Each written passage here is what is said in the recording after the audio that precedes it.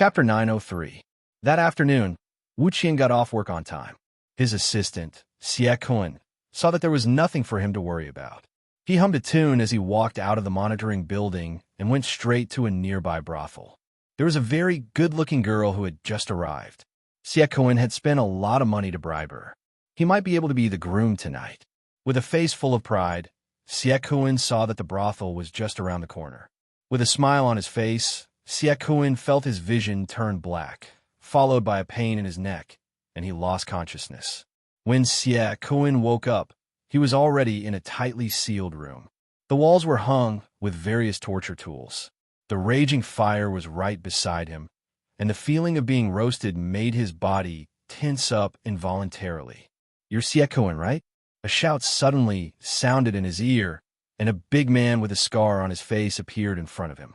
He held a whip in his hand and looked at Xie Kun with an inquisitive look, as if to see how much punishment he could endure. Who are you? Who are you? Do you know who I am?" Seeing this situation, Xie Kun knew that he might have been kidnapped. If it was really the mercenaries who wanted to arrest him, according to the procedure, they would first show their documents. Even as the assistant of Vice Minister Wu Qian, he needed to greet the Vice Minister's office. However, they did not do so, which was enough to explain the problem. He became extremely nervous. He did not know why these people were looking for him. If they paid for his life, what should he do? Working in the Ministry of Supervision building, Xie Kun was very clear about the mercenaries' policy towards bandits. They had always killed one as an example to others. In order to destroy evidence and not be discovered, they would often end up killing the hostage. At the thought that he might die, Xie Kun immediately closed his eyes and shouted loudly, "I don't know you, and I didn't see what you looked like. As long as you don't kill me, everything will be fine." Xie Kun suddenly closed his eyes, which made the people around him stunned, especially Beta Persei, who was hiding in the dark, who smiled uninterestedly. This Xie Kun was very perceptive. If that was the case, the next thing would be easy to handle. Things would be a lot easier. After knowing that they weren't here to kill him, and that Xie Kun was only here to beg for his life, he was very cooperative. He gave him whatever he wanted and answered whatever he was asked. The final result shocked Beta Persei. When he saw the confession and where the silver was stored, he waved his hand at Ba Daojiang, who had a scar on his face. "Second brother, what should we do next?"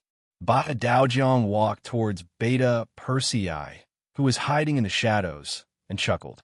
It was quite fun to be able to take on such a task. The only thing that made him unhappy was that Xie Kun was too cooperative. He hadn't even shown any of his skills yet, and Xie Kun had already flirted with him. "I'll go get the money and report to the young master." Beta Persei patted Ba Daojiang on the shoulder, then took out an ingot of silver from his bosom and went out for supper with his brothers. "How should we deal with this person? Should we?" Ba Daojiang took the ingot and made a throat-slitting gesture. "We can't kill him. The young master has instructed that this person should be left for Wu Qian to deal with. We'll just watch the show." Beta Persei chuckled. Wouldn't it be too easy to kill Xie Kun now? It would be better to leave him behind to verify his sincerity. "Understood." Ba Daojiang chuckled and watched Beta Persei leave. According to Xie Kun's instructions, Beta Persei and his men quickly retrieved the silver. There were a total of 3 big chests containing 15,000 taels of silver. They were carried into the palace and sent to Yang Chendong. "Why is it silver?" Yang Chendong didn't seem surprised by this result, but he was curious that the silver wasn't exchanged for banknotes. After all, these 3 big chests weren't very good for hiding. This is all Xie Kun's idea. He was worried that one day something would happen. Even if he had banknotes in his hands, he wouldn't dare to exchange them for silver. He said it was more convenient this way. Moreover, when he wanted to, he could go take a look and touch it. It would give him a great sense of satisfaction. "Young master, what do you think this is?" Beta Persei chuckled. "Psychopath." Yang Chendong shook his head and said after giving an attribution, "How is it? Did he confess?" "Yes, he confessed everything. He used Vice Minister Wu's name to ask for bribes from many military and political cadres, with the previous company commander and Long Yuntian as examples. Many people chose to swallow their anger. In just over half a year, he got so much silver. He also said that he and Vice Minister Wu's concubine would split the silver 50-50. Political commissar Su Hao took the opportunity to take the high position of regiment commander. It could be said that they each took what they needed. By the way, Wu Qian was just like his name. He really didn't have any money. He also didn't participate in this matter. Xie Qian also confirmed this matter. Beta Percy had just handed the information he received and the confession to Yang Chendong, but he saw that the sixth young master had already stood up angrily and slammed the table. What a clear division of the loot. Tell me, what other high-ranking officials were involved?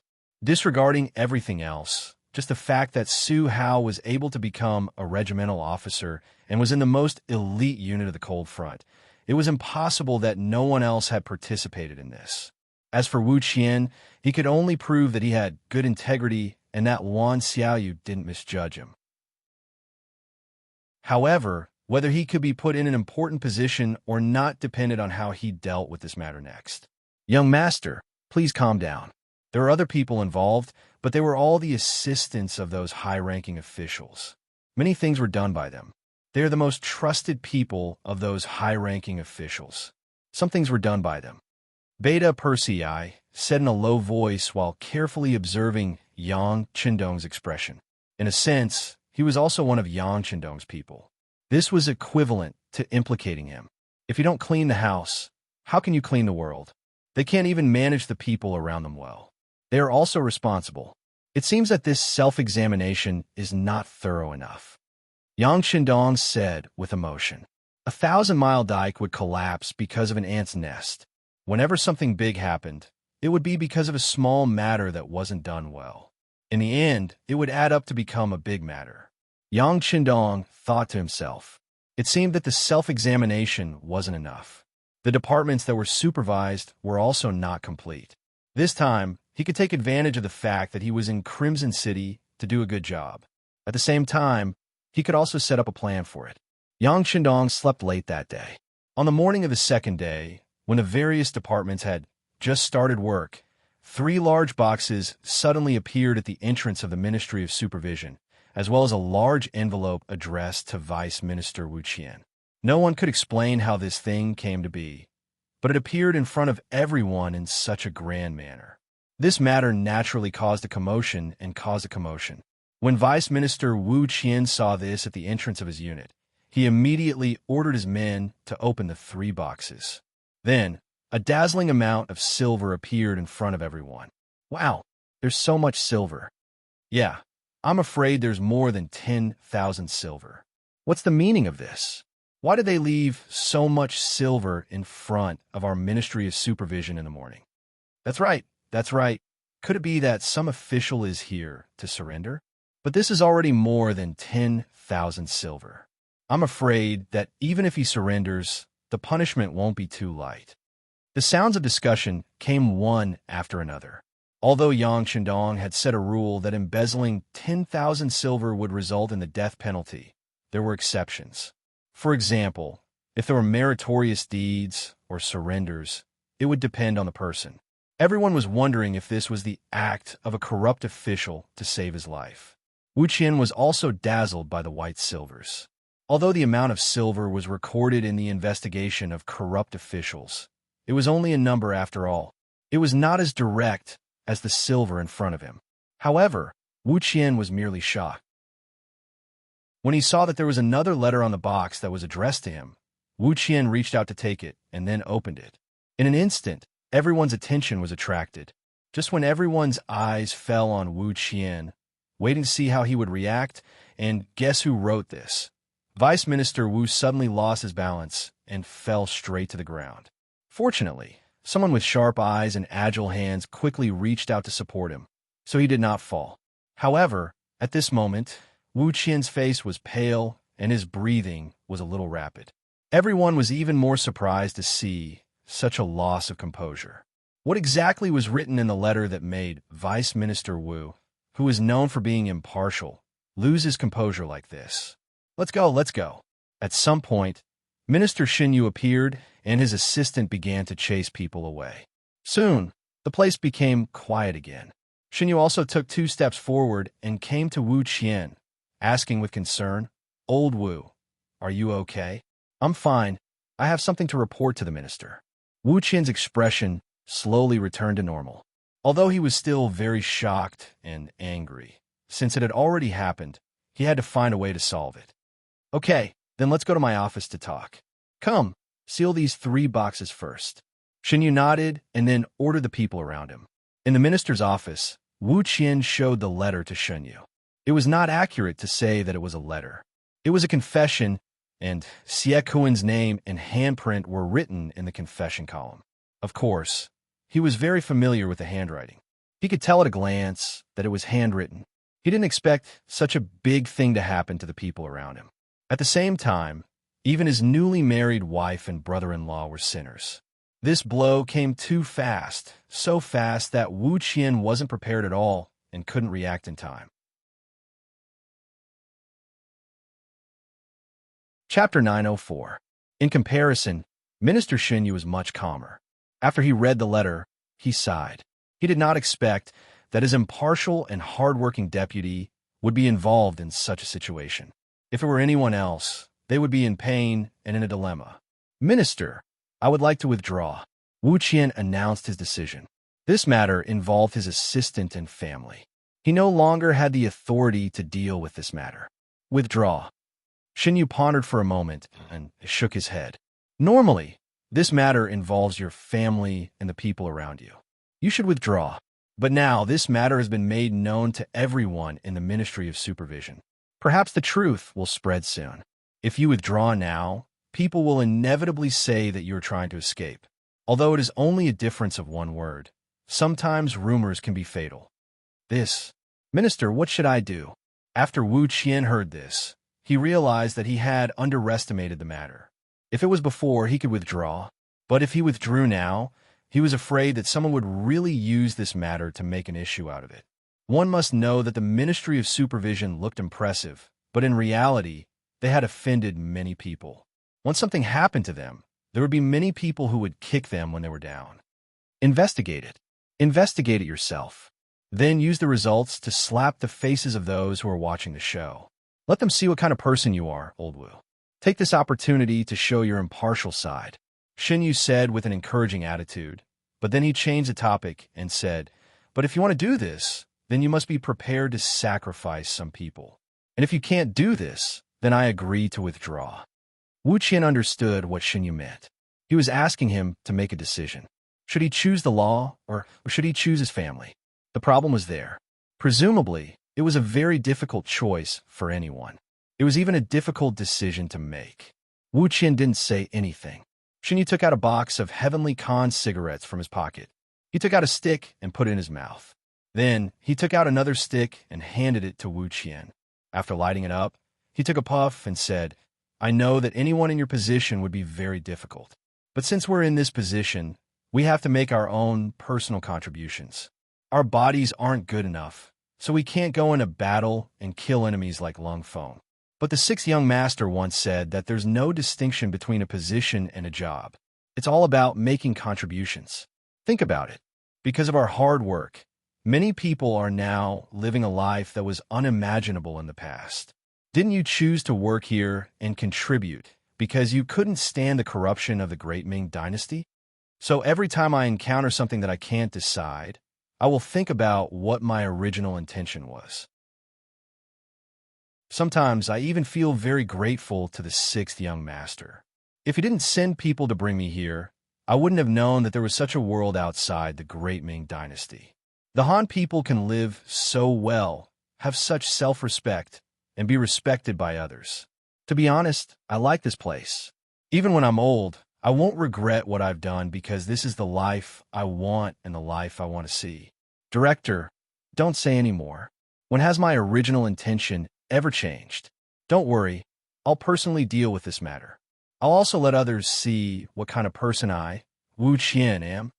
Wu Qian suddenly stood up. His eyes flashed with determination. Yes, he was once an official of the Great Ming Dynasty. He belonged to the type that wasn't favored. Later on, when the Great Ming Dynasty split into the North and South, he became an official of the Southern Ming Dynasty. He was a county magistrate in Yunnan, a place that people called the Savage Land. King Min Zhuang and the others suddenly rebelled, and the county couldn't be defended. He followed the people out of the city and went straight to Guangdong. Along the way, he had clearly seen the corrupt officials of the Southern Ming Empire. Those officials ate and drank well every day. Then, they turned around and watched the people starve to death because they didn't have anything to eat. From that time on, Wu Qian completely lost confidence in Baiming's officials.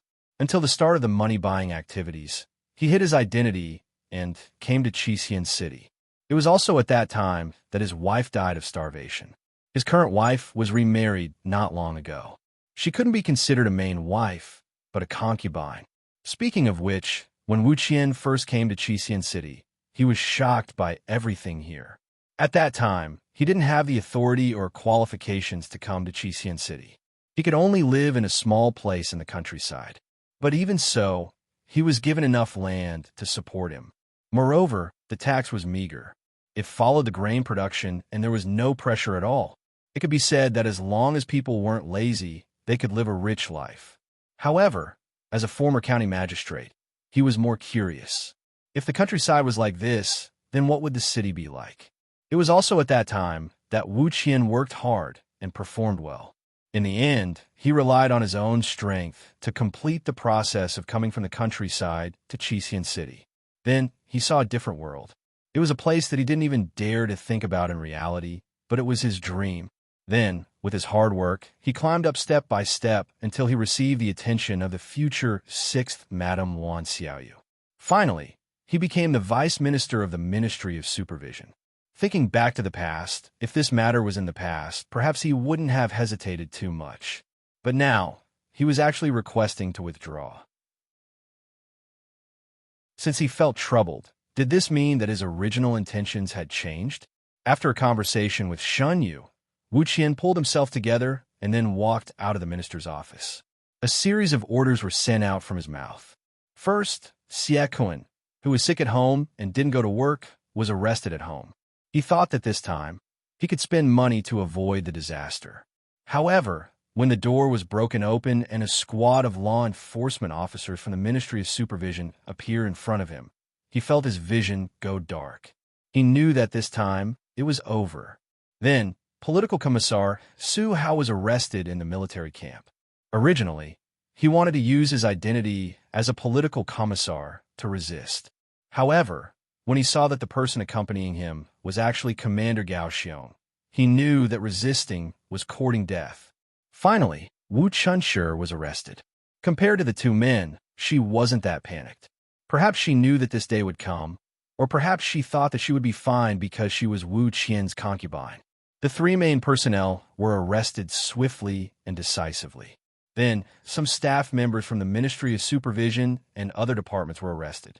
They were usually the people around the top leaders. Usually, anyone who saw them would laugh at them. However, this time, they were all blocked in the office by the law enforcement officers of the Ministry of Supervision. Every time a leader wanted to stand up and speak, the law enforcement officers would say that they had something to discuss with Wu Qian. With just this one sentence, all the leaders shut their mouths and did not say anything. The Ministry of Supervision was an existence that everyone wanted to avoid. Who would take the initiative to approach them? Beta Persei arranged for people to keep an eye on Xie Kun and the other wanted criminals in the morning. He was afraid that these people would escape. When he saw the law enforcement officers of the Ministry of Supervision appear, and they were ordered to come by Vice Minister Wu Qian, he knew that his task was completed. The next step was to see how the verdict would be. In the palace, Yang Qindong was accompanying the first Madam Hu Yin and the pregnant second Madam to chat and bask in the sun. Yang Wu suddenly appeared with a document in his hand and an anxious look on his face. "Old Wu, what happened?" Yang Er saw Yang Wu's anxious expression and walked over curiously. "Old Wu, what happened?" "The verdict is out. A total of 8 people are sentenced to death and 32 people are going to different degrees of reform through labor," Yang Wu said in an excited voice. So fast. Beta Persei was also surprised after hearing it. It had only been 2 days since yesterday. Although he thought that Wu Qian might continue to be impartial, he did not expect it to be so fast. and the sentence was quite heavy. He reached out and grabbed the document. When he saw the names of Xie Kun, Su Hao, and Madame Wu Su among the 8 people who were sentenced to death, he had to say with admiration, "I, Beta Persei, am rarely impressed by anyone other than the young master. Now I'm impressed by Wu Qian." After a sigh, Beta Persei sent the document to Yang Chendong. He just glanced at it briefly and nodded. "I already know about the matter, and I agree with this decision. In addition, all the leaders who were implicated will have to write a letter of self-criticism. They will also have to publicly review it in their respective units. If anyone disagrees or is in conflict, then report their name. I will personally send them to the countryside and personally choose a piece of land for them to live on for the rest of their lives. As for Wu Qian, the people around him are rotten. He should also reflect on it and let him stay at home to reflect on his mistakes." Yang Chendong's order was quickly issued in the form of a document. Although Yang Chendong had returned to Qiqian City, he rarely expressed his opinions on some of the work below. Even if a department was not doing well, he would usually talk to its main leader in private. The number of times he gave orders in the form of a document like this was really rare. It was precisely because it was rare that it attracted attention and attention. Originally, when some of the people around the leaders were in trouble, they did not care and thought that they could just find another one. They did not even think about what they had done wrong, not to mention to do any inspection. But as soon as the document was issued, they knew that they had angered the 6th young master this time. At the moment, none of them dared to take a deep breath and immediately wrote a reflection in person with a proper attitude.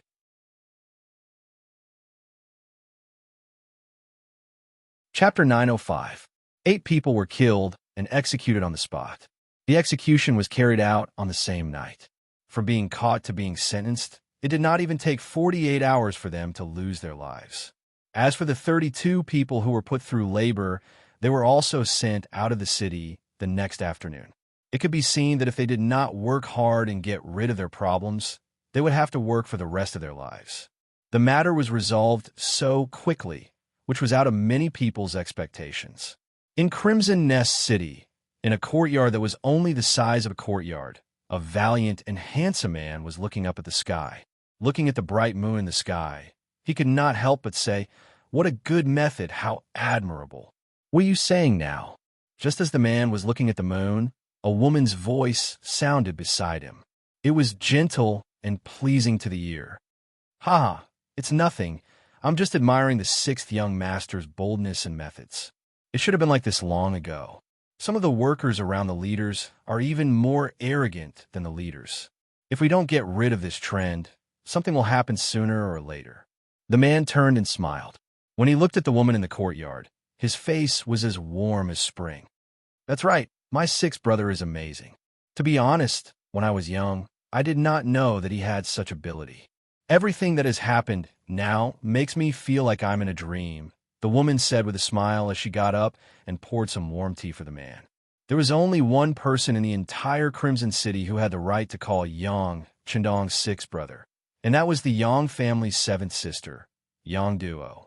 In actuality, she was the one who had said those words. She had first left the capital of Baiming with Yang Chendong and had just gotten used to the climate and environment of the origin city. Then, because Xiao Yin was pregnant, she had taken a boat to Crimson City. Only after coming here did Yang Duo know what a great undertaking was. After coming here, Yang Duo often walked around with the madams and quickly understood the situation in Crimson City. In particular, she knew that in this city, although marriage required the blessings of the parents, it also depended on one's own will. This was what people called free love. Furthermore, the madams had all said that half of the women who came to Qian City had taken the initiative to divorce and pursue their own happiness. Although it was only 5%, in a place like Crimson City that was already filled with people, this was not a small proportion. This also made her think. She never thought that she would really meet such a man on the street. Speaking of which, it was quite a coincidence. She originally thought that the security of Crimson City would be very good, so when she came out, she refused to bring any guards and only brought a maid to accompany her. However, because she accidentally exposed her wealth, she was still targeted. Just as the thief was about to steal, he was discovered by a man who suddenly appeared and caught red-handed. Yang Duo was also sent to the nearby public security office as a witness. Only then did she know that the man's name was Long Tainan. What Yang Duo didn't expect was that this man, who didn't even look 30 years old, was already the second in command of Crimson City's public security department. Although he was ranked last, he was still considered a high-ranking official. This kind of age and this kind of official position in the Great Ming Dynasty was absolutely impossible to appear. Which important minister did not go through more than 10 or even decades of ups and downs in the officialdom? While Yang Duo was shocked, Long Tainan was even more shocked. He originally thought that this beautiful and intellectual woman would be a little panicked after knowing his identity. But who would have thought that she was so calm, as if she didn't hear anything? It had to be said that Long Tainan could be considered to have seen countless people. Just when he was in the public security department, he didn't know how many people he had interacted with. Often, he could see a lot of things from the changes in other people's expressions. But when facing Yang Duo, he found that his tricks seemed to be useless. The two of them were curious about each other at the same time. This was not a good thing for men and women. Just like this, the more they wanted to understand each other, the more they knew. Slowly, they finally understood each other's situation, but at the same time, they found that they had already fallen in love with each other. In this matter, Yang Duo more or less felt inferior. After all, she was a divorced woman. Although it was a peaceful divorce, it definitely wouldn't be good if it was spread out. If Long Tainan was also divorced, it would be better, but this man was too perfect. He was almost 30 years old, but he had never been married. In his own words, he was poor in the past and couldn't get a wife. Later, Qiqian was owned by Yang Xie. As a native, he finally had a place to show his ability. He worked hard step by step to get to where he was today. After a lot of effort, he naturally didn't have time to pay too much attention to emotional issues, so he never got married. Yang Duo was not a little girl who would easily believe the words of others. For this matter, she also found the fifth madam and conducted a deep investigation on Long Tainan through the CIA. But the final result was that this person was very innocent. He had never left Ryukyu Island since he was a child. Such a person would definitely not have any problems. After knowing that Long Tainan really didn't intend to get close to her, Yang Duo was relieved. This was mainly because she had been hurt in emotional issues and was really scared. But after a few years, after giving her feelings wholeheartedly again, it was out of control and she couldn't extricate herself. Now the two had reached the point where they were separated by a layer of gauze. If it weren't for Yang Duo's noble status, Long Tainan was afraid that he wouldn't be able to control himself. He didn't reject the fact that Yang Duo had been married once, and it had nothing to do with her being the seventh sister of the sixth young master. In his own words, some feelings were there. He really liked Yang Duo, but even if the two sides already liked each other, they still didn't intend to make this relationship public. In Yang Duo's words, she didn't know what her sixth brother would think of this matter, especially now that there were rumors that the Ministry of Public Security was going to be restructured. The former part-time minister, Yang Wu, would also have to step down and give up this position. When the time came, the competitors would be selected from the 5 vice ministers. Even Long Tainan didn't dare to make his feelings public at this time. Those who didn't know would think that he wanted to use marriage as a way to make his career smoother. If that was the case, Long Tainan wasn't willing to bear the reputation of relying on a woman to get to the top. The two's thoughts were very simple. Once the new minister's matter was settled, they would make this matter public. At that time, no one would say that he was relying on a woman's power. As the last of the 5 vice ministers, Long Tianan's qualifications were the lowest. He had also been the vice minister for the shortest time, so he had never thought much about this position. The so-called no desire was probably referring to people like him. Although he didn't have any further thoughts, it didn't mean that Long Tainan wouldn't comment on what happened in the Ministry of Supervision. One of the 32 people who were put through labor was the assistant of the vice minister of the Ministry of Public Security. Because of this matter, everyone knew that the vice minister wouldn't have the chance to be promoted this time, just like Long Tainan.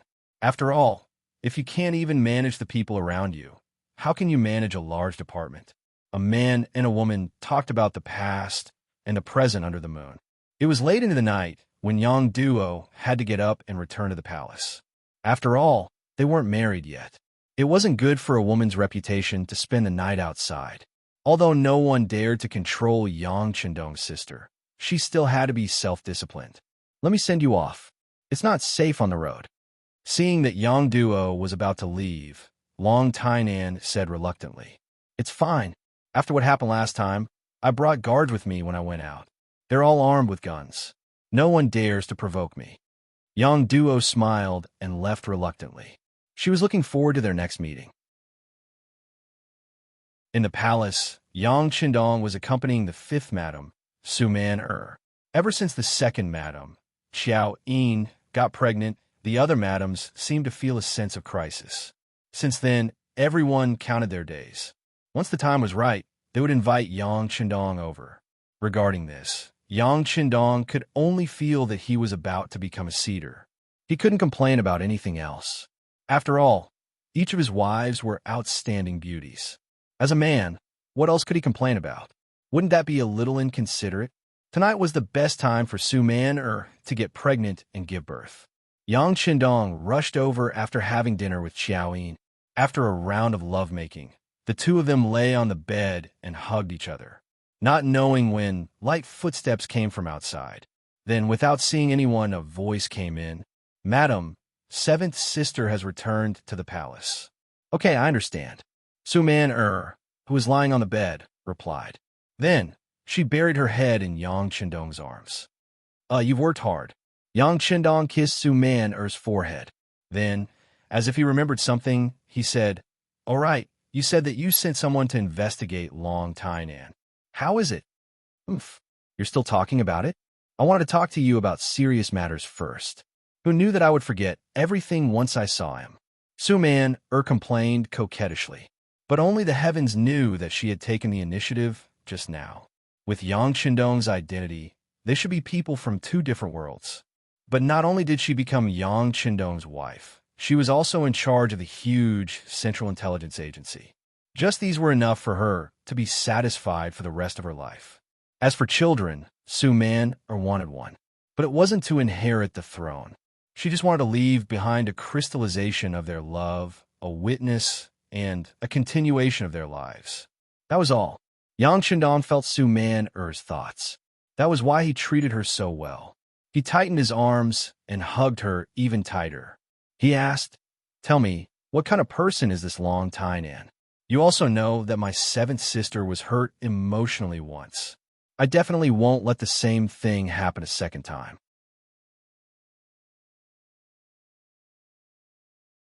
Chapter 906. Ever since Yang Duo came to Crimson City, the attention she received in the harem was no less than Yang Chendong's. After all, she was a member of the Yang family and the first person from the sixth young master's family to come to Crimson City. One could imagine how much importance she would receive and how many women would curry favor with her. Everyone wanted to gain Yang Duo's friendship so that they could integrate better into the Yang family. It was impossible to hide everything about Yang Duo. Not to mention, other than Tuoya and Suman the other women knew Yang Duo before and had a good relationship with her. Her husbands were well aware of Yang Duo's failed marriage. They even knew that Yang Chendong had beaten up his seventh brother-in-law the first time he had come to the capital. As the women giggled about their husband's tyrannical behavior, they were even more keenly aware of the close relationship between the sixth young master and his big sister.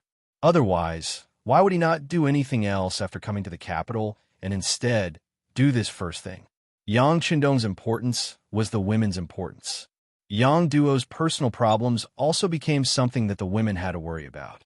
They even wanted to build a relationship with her. They knew that the sixth young master wouldn't object to such a thing. They didn't expect that she would have a relationship with a golden bachelor like Long Tainan. This phrase was personally said by Yang Chendong. He used it as an analogy to those young and promising men who were in high positions but had yet to marry. Sometimes, He would even pretend to be disappointed and say that it was a pity that he already had several wives and couldn't be a golden bachelor. Therefore, he attracted a lot of rolling eyes. Yang Duo actually found Long Tainan. Even if she didn't request for an investigation, the other madams wouldn't take it lightly. As such, some things about this person were quickly investigated. In the end, the CIA and the Security Bureau jointly announced that there was no problem with this person. Yang Qindong also knew that for an official to be able to become a vice minister, his background must have been investigated thoroughly. There was definitely no problem with Long Tainan. However, that was not what he was thinking about. He was thinking about what kind of thoughts this man had when he came into contact with his seventh sister. Did he really not know Yang Duo's background, or did he just like her? Furthermore, he clearly knew that she was his seventh elder sister and took the initiative to befriend her. These were two completely different natures, which would ultimately lead to vastly different results. As Yang Qindong's wife, Sumaner naturally knew what he meant. Seeing that she had asked, he explained, "Our investigation shows that the two of them met purely by chance. It was the beginning of a hero saving a damsel in distress." At first, the two of them did not know each other's identities. Although seventh sister's identity was noble, because she had always been in the palace, not many people knew of her. Also, the thief who coveted seventh sister's money is still being punished and sentenced to 3 years in prison. From this result, we can basically rule out the possibility that it was man-made. According to our investigation, Long Tainan is a very prideful person. Back then, he had taken the earliest Lung Feng exam and even passed. However, considering that he was originally a local of Ryukyu Island and that the local public security was also a big problem, they fought for his opinion to stay and work in the local area. I heard that in order to make him stay, the local officials even used prodding methods. The general idea was that even if he could be a good soldier, he might not be able to manage the local public security work. Under the provocation, as expected, he did not report to the military. Because of this, the military even fought a lawsuit with the local government for a while. Hearing Su Maner's introduction, Yang Qindong did not smile at all. Instead, he snorted coldly. Immature. Su Maner ignored him. Men were like this. When a woman close to them was about to get married, it was as if they were about to lose something. Under such circumstances, it was very difficult to say that they would find other people pleasing to the eye. This was her husband throwing a tantrum in front of her and also showing that he did not treat her as an outsider. Su Maner was happy in her heart and continued, "This person's ability is still quite good. He relied on his own hard work to climb up step by step. According to our investigation, during the work period, he did not have any close contact with any officials. Even Sir Yu Qian, who is in charge of a city, he only went to visit him once with his colleagues during the New Year. This is already very rare among the cadres at the secondary level. Yes, he's not someone who wants to climb up to others. That's one point." Yang Qindong expressed his opinion once again. Hearing this, Su Maner, who was at the side, was amused. "Husband, then your attitude means that you agree to this matter? It's still too early to say these things. We'll talk about it after I find a chance to meet him."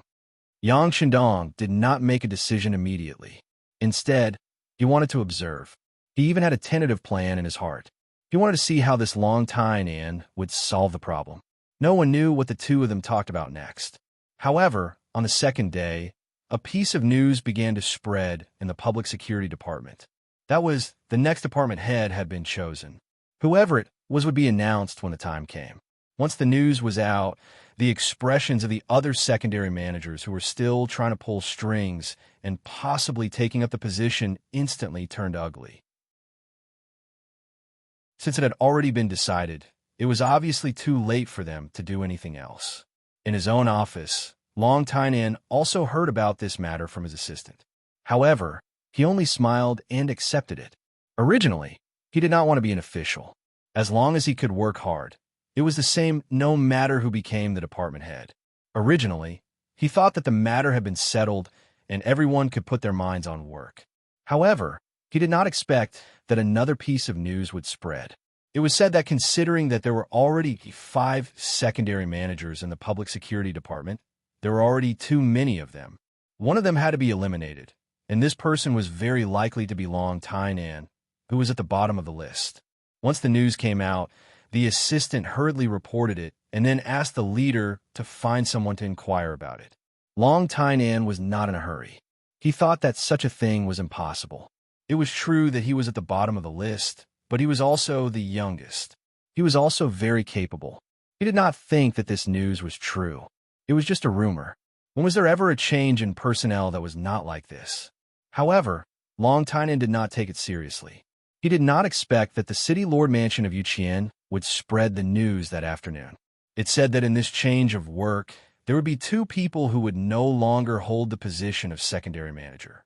They were the secondary manager of the Ministry of Supervision, Wu Qian, and the secondary manager of the Public Security Department, Long Tainan.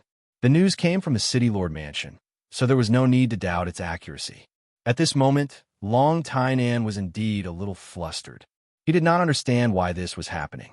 However, if it was because he was young, then why did they promote him to the position of secondary manager? Originally, he was working well down there. Wasn't this playing with him? Filled with confusion, Long Tainan returned to the mansion unhappily. Tonight, Yang Duo came again. Originally, the 2 of them did not meet so often. After all, even if they were in a relationship, they had to pay attention to the influence, not to mention that the other party was the sister of the 6th young master. However, it was precisely because she heard about Long Tianan's matter that Yang Duo felt that it was necessary for her to appear. When they met, she even bluntly asked what was going on. If needed, she could go and ask Yang Chendong. If this was said by someone else, it was very likely that they were bragging. However, who was Yang Duo? She would do what she said. If she made up her mind, even if Yang Chendong was already resting, he would still have to dress up neatly and come out to welcome her. There's no need. On the other hand, the moment Long Tainan saw Yang Duo, the gloominess on his face disappeared. I can't let one person take all the benefits. For me to be able to meet you is already a blessing from the heavens. As for my position as secondary manager, I'll just let it go.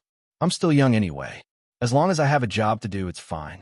Not only did Long Tainan appear to be so open-minded, but he had also thought it through. He even thought that it was probably because the 6th young master knew about his and Yang Duo's matter. Considering the idea of avoiding relatives, he removed the position of secondary manager. However, at the same time, it also meant that he was already seriously considering his marriage with Yang Duo. Yang Duo was a smart person. No matter what, she still had the genes of the Yang family. She quickly understood the meaning of this sentence. Then, her expression changed, and she said shyly, "What are you talking about? Could it be that he already knows about our matter?" Hee, that's not strange. The 6th young master can find out about the entire Crimson City and even the entire Ryukyu Island if he wants to. Long Tianan's expression became a lot more serious. From the bottom of his heart, he really respected Yang Chendong, who was younger than him. Originally, Yang Duo came aggressively, thinking that someone was trying to make things difficult for Long Tainan. What? Did they think there was no one behind them? If someone really thought that, then she would use facts to tell them that their thinking was very wrong. However, after Long Tianan's persuasion, she knew that it was very likely that the result would be different. She was relieved. After a while, she forgot about the purpose of coming here and changed it to the 2 of them talking about their hearts under the moonlight. One night passed. The next day, the city lord's mansion issued a decision in the form of a document. The 2 secondary managers, Wu Qian and Long Tainan, were removed from their positions. As for the new job, there was no mention of it. They were only told to have a good rest first. When the news came out, there was an uproar. Long Tainan was young. Being able to become a secondary manager did attract some envy and even jealousy. However, it was already very difficult for him to become a minister. This time, he was not selected and did not even become a secondary manager. No one was surprised. However, some people said strange things. They said that Long Tainan used connections to attract the anger of the higher-ups and so on. In short, they were all derogatory words. They were just adding insult to injury. However, Wu Qian's matter attracted a lot of controversy. Chapter 907. Previously, Wu Qian's assistant and family members had indeed made mistakes, but Vice Minister Wu himself had not done anything wrong. Not only that, his performance in this matter was not bad. He acted swiftly and decisively, and once again displayed his impartial side. At that time, it really caused many people to praise him. But now, it seemed that a problem was a problem. Even if you made up for it well afterwards, you still could not erase the fact that you had made a mistake. Wu Qian's residence, which had very few friends because he was too principled, became even more deserted at this moment. There was almost no one who came to visit him. This matter also caused many officials with integrity to be disappointed. If even Wu Qian had such an outcome, then would they still dare to follow in his footsteps in the future? Were they not afraid of becoming the second Wu Qian? The entire Crimson City's official system was turbulent because of this, and the atmosphere was even somewhat oppressive. Some righteous people could not help but feel sad. Some people who were seeking personal gain were also intimidated by the 8 death sentences and the sentence of the 32 labor camp members. They became cautious and did not dare to act rashly. It gave people the feeling that they could not do anything even if they had done something. Then what should they do? As one of the people involved in this matter, Wu Qian was leisurely staying at home. This was not just a saying, it was really leisurely. As the saying goes, without an official position, one's body would be light. The days in the Ministry of Supervision were very busy.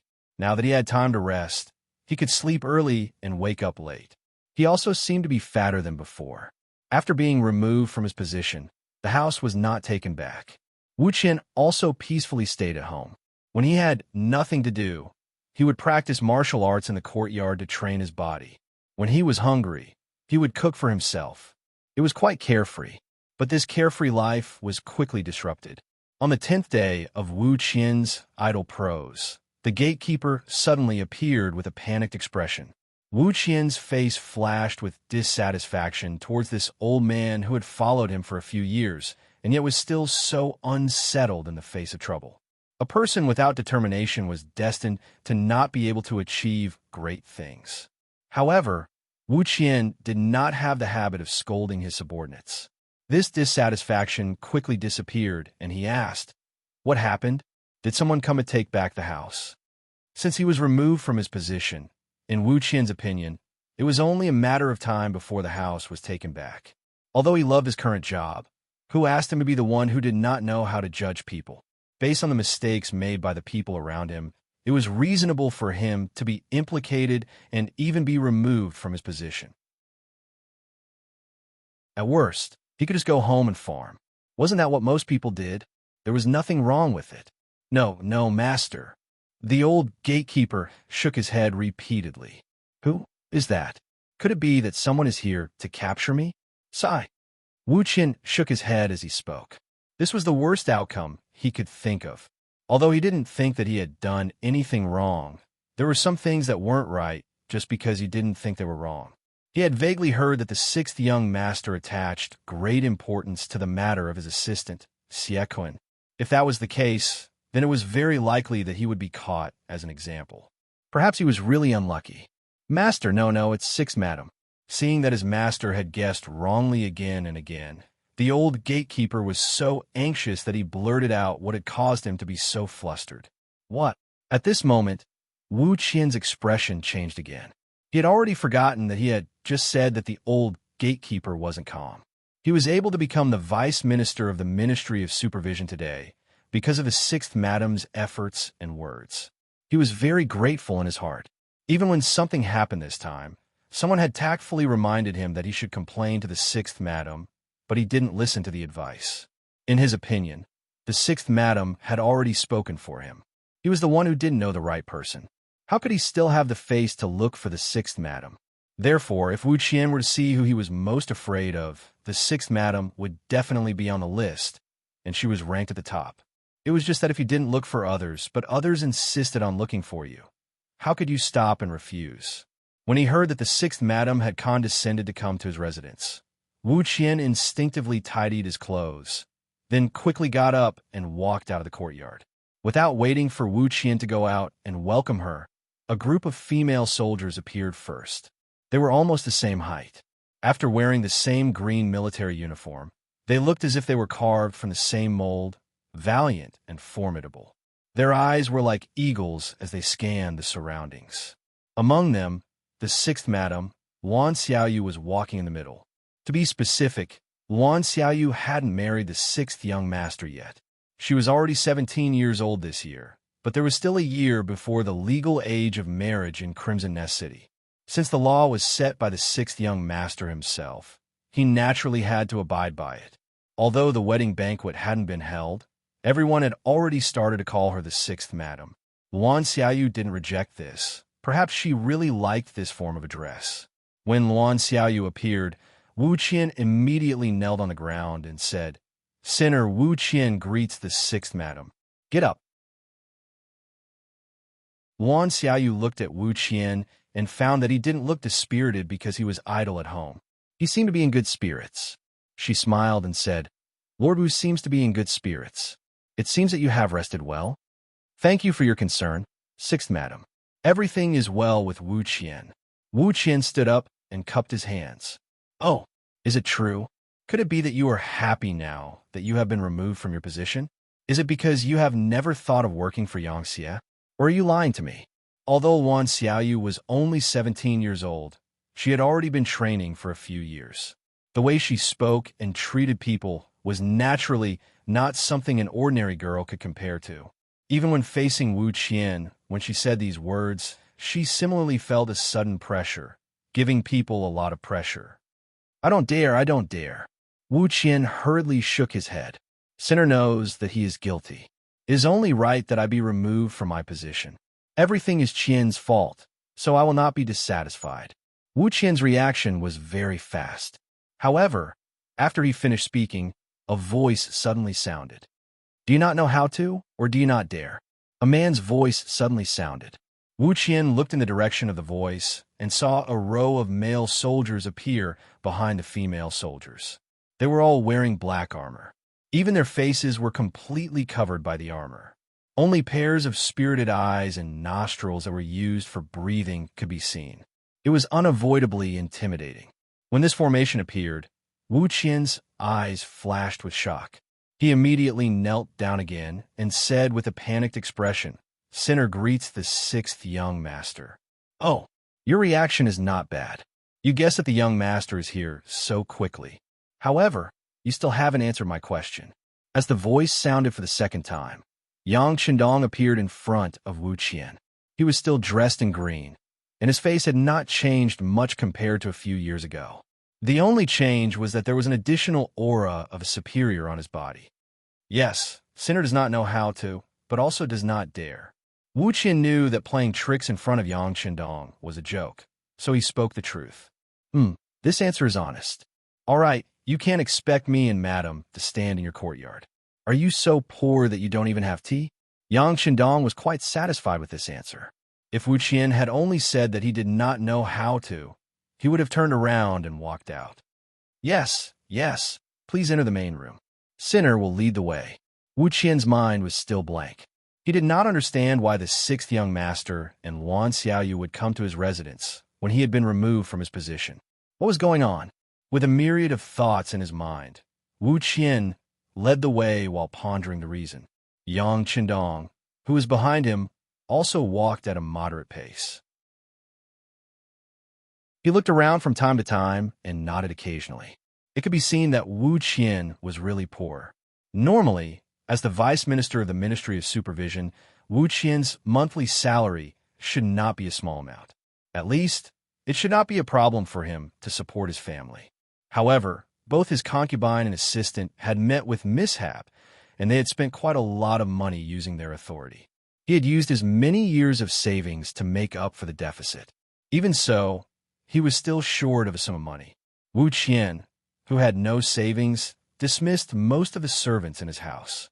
Other than a gatekeeper, there was only a cook. One was for his face, and the other was for his heart. They were both inseparable.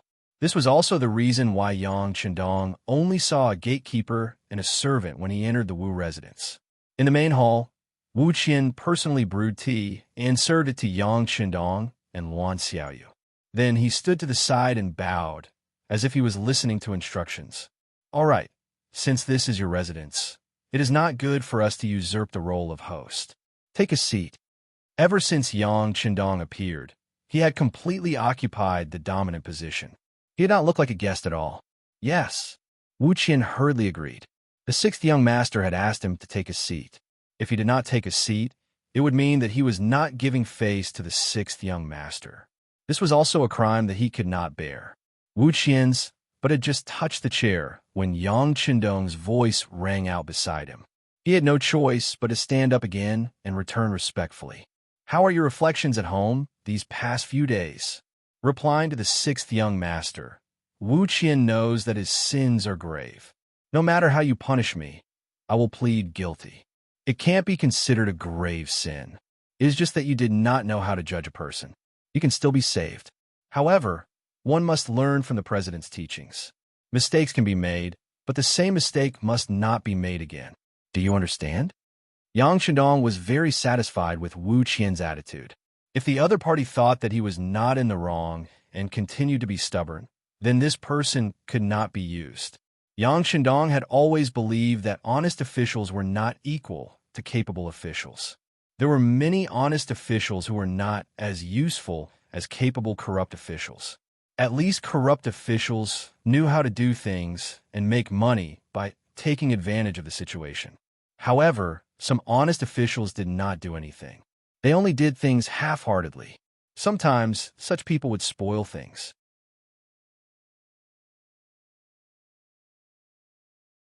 Chapter 908. If one wanted to become one of the higher-ups in Yangxia, one's personal integrity was not enough. That was just a standard to measure how useful a person was. First, one had to have this foundation.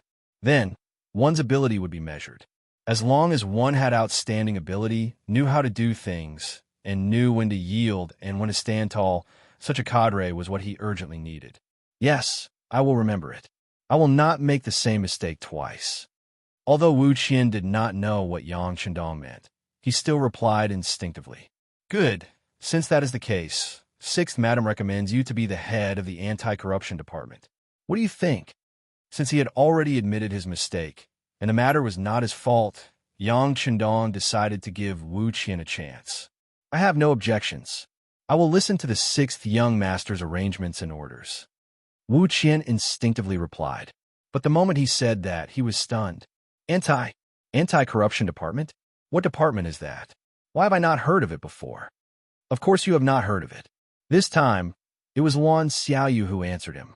"Sir Wu, this is a new department set up by the sixth young master. You should know from the name that it is mainly focused on official corruption. The sixth young master believes that people's hearts are hard to satisfy, not to mention those officials who hold great power. To them, just the supervision of the Department of Supervision is far from enough. With the anti-corruption department, everything would be different. The two departments could take care of things at the same time. In this way, the officials who had done something wrong but still thought they were lucky would know that even if they could deal with the Ministry of Supervision, the anti-corruption department was also a mountain that could not be leaped over. This was the so-called double supervision. Oh right, this anti-corruption department is of the same level as the Department of Supervision. You will be the head, so you can do whatever you want. Wu Qian was originally someone that Luan Xiaoyu had her eyes on. He was also a talent that she promoted when she was the leader of the five-man team. Now that Wu Qian was in an important position, it was equivalent to acknowledging all of Luan Xiaoyu's actions in Qindong City. If Luan Xiaoyu personally gave this order, it would highlight her reputation. It would let those who thought that she was going to lose power and those who were watching on the sidelines know that she was the sixth madam, the unchangeable sixth madam. His previous self-examination of his movements was also correct. Anyone who questioned his decision would be questioning the sixth young master's decision. That would be unacceptable to the entire Chikan city, the entire Ryukyu Island, and even the entire Yangxi Island. Wu Qian listened to Luan Xiaoyu's words seriously. At this moment, His face was already covered in tears. At this point, he understood everything.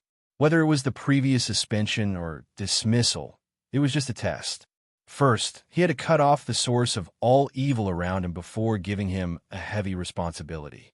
In the end, everything was for his own good. After understanding all of this, Wu Qian bowed to the ground again and kowtowed. "Thank you, sixth madam. Thank you, sixth young master. I will definitely live up to your expectations. I will do my best until the day I die." Wu Qian had clearly submitted. Wan Xiaoyu turned her head and smiled at Yang Chendong. She knew that Big Brother wouldn't wrong any good person. Thinking about how she had pleaded with Big Brother before, how laughable was that? With Yang Chendong's ability and sharp eyes, was there anything that could be easily hidden from him? Yang Chendong also smiled.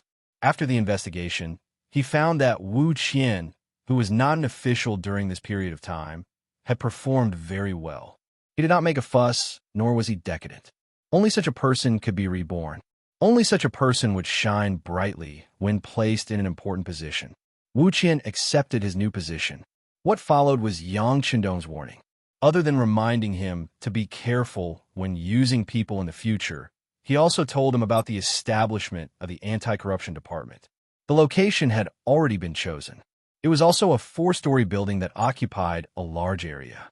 As for the personnel, he could transfer them from all over the place. In short, he would give you whatever you wanted. However, the results of the work had to be shown. Other places didn't matter. Within 3 months, Chikin City wouldn't allow any corrupt officials or officials who used their power for personal gain. Within half a year, the entire Ryukyu Island wouldn't allow any corrupt officials to appear. Otherwise, if he found out, Wu Qian's position as minister would be over. Catch them at the root. In the future, the political department will also seriously review the promoted officials. They will require their assets to be publicly announced, their previous records to be publicly announced, and their personal talents to be publicly announced. In the process of these 3 announcements, if there are any problems, they have to be carefully investigated. In short, don't give corrupt officials a place to live. "Yes, sixth young master. I will remember," Wu Qian said very seriously. Since Yang Chendong trusted him so much, he had to act. He wanted to do everything for the sake of the public. He wanted those problematic officials to hear his name in the future to be unconsciously afraid. About an hour later, Yang Chendong and the 6th madam walked out of the Wu estate. There was no one nearby. Wan Xiaoyu said happily, "Big Brother, thank you. I should be the one thanking you. Thank you for finding a talent for our Chikin city." Wan Xiaoyu was very happy after being praised. Then she looked left and right and found that this wasn't the road back to the palace. She asked curiously, "Big Brother, where are we going now?" "We're going to Vice Minister Long Tianan's house." Yang Chendong replied with a smile. After solving Wu Qian's problem, it was time to solve the other minister candidate. In the Long estate, compared to Wu Qian's place, it was quite lively. At least Long Tainan had Yang Duo by his side. Since Long Tainan was removed from his position, Yang Duo came more frequently. After Long Tainan lost his position, he didn't have to be as scrupulous as before. Instead, he could express his love for Yang Duo more naturally.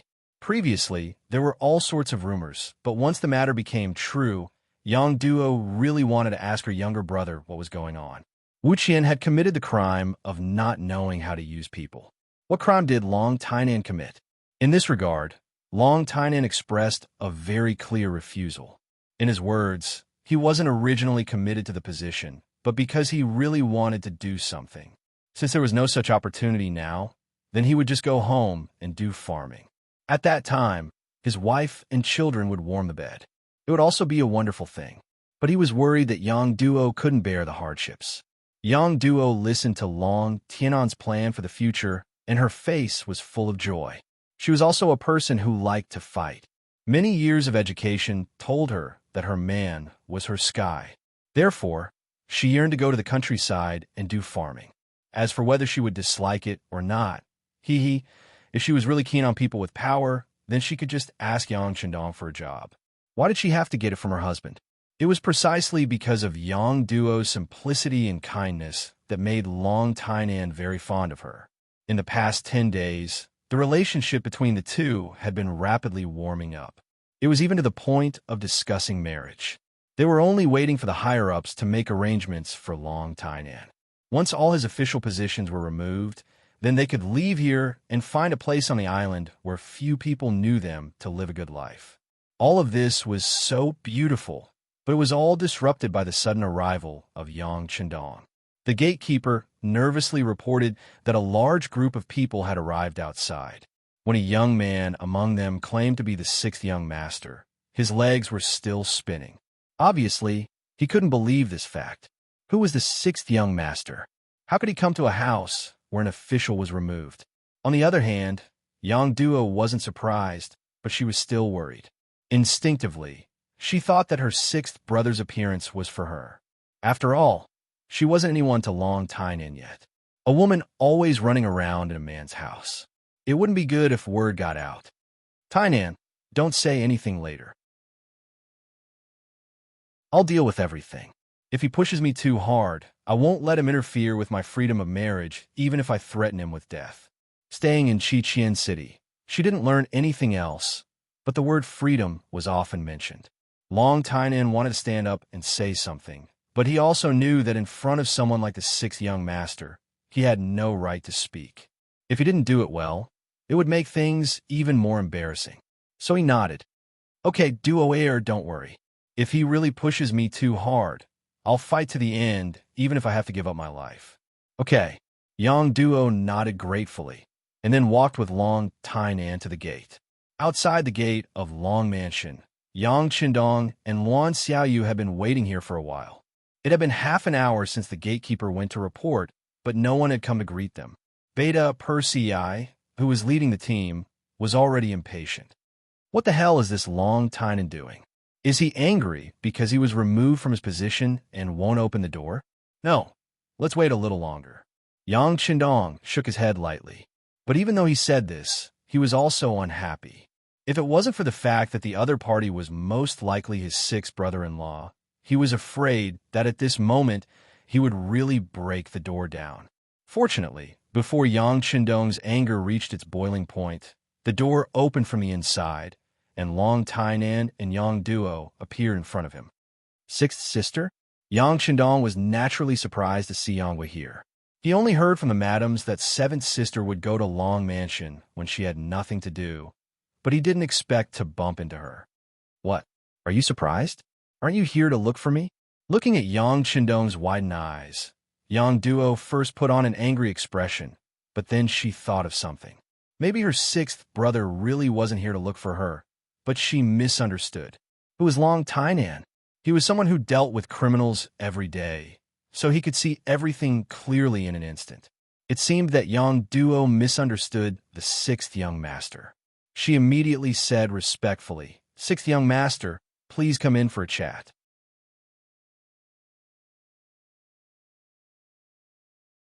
Chapter 909. Okay. At this moment, Yang Chendong had also recovered his calm. He nodded and strode into the courtyard. Luan Xiaoyu wanted to follow him in, but Yang Duo came up and purposely walked further behind Yang Chendong. She asked in a small voice what was going on. After a few days of training, Luan Xiaoyu was also very smart. She smiled and said that Yang Duo misunderstood and that the sixth young master came to talk business with Long Tainan. After knowing that she guessed wrongly, Yang Duo's face turned red. This time, she had wronged Yang Chendong. But so what? She was the elder sister. She had this privilege. Moreover, this was a good opportunity. It was better to make things clear. Yang Chendong entered the main hall under Long Tianan's guidance. Yang Duo pulled Luan Xiaoyu and followed behind. She was worried that her brother would bully her future husband. Luan Xiaoyu, who was forcefully pulled in, saw all this and smiled. As a woman, she could understand Yang Duo's thoughts. When Yang Chendong saw that seventh sister had caught up with him so quickly, a bitter smile flashed through his heart. He didn't say any words of greeting and bluntly asked Long Tainan what she thought of the security of Crimson City and if there were any measures.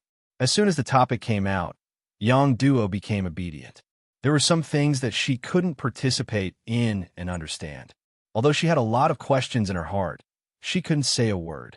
Long Tynan quickly got into his role and reported the things that he saw, heard, understood, and came into contact with as the Vice Minister of Public Security. Sixth young master, people are divided into different grades and ranks. Even among the aristocratic families, there are capable people, and there are also wastrels. This is even more so for commoners. Some people are lazy by nature. Even if you give them a mountain of gold and silver, they will eat it all. And once they don't have money, they can only think of other ways. This kind of illegal thing has appeared. Moreover, they are emerging endlessly, and they can't be stopped despite repeated prohibitions. You're right, but we have to find a way to solve this problem. At least, we have to let those who want to take risks know what they can't do. Otherwise, they won't be able to make a comeback for the rest of their lives. Yang Qindong nodded in agreement. Throughout the ages, there would always be some bad elements appearing, even in prosperous times. This was the reason and necessity for the existence of the Public Security Department. If you want to reduce this risk, then you have to be heavy-handed. You have to put in a lot of effort in the area of punishment. This is the principle of killing the chicken to warn the monkey. At the same time, they could also think of some solutions from the root. For example, all the villages, townships, counties, cities, and even the street offices in the cities had to participate. While vigorously disseminating the law, they could create more personal files. Some of the troublesome ones would be the focus of their attention. Once they discovered any problems with them, they would immediately talk to them and correct their mistakes. This way, supervision would become a routine. Even if they can't be watched for a while and do something wrong, we can quickly find our target from this information. We can quickly arrest them and bring them to justice. This will restore peace to the people and make a list of the bad guys. For example, we can also set up a reward system. Give rewards to those who report.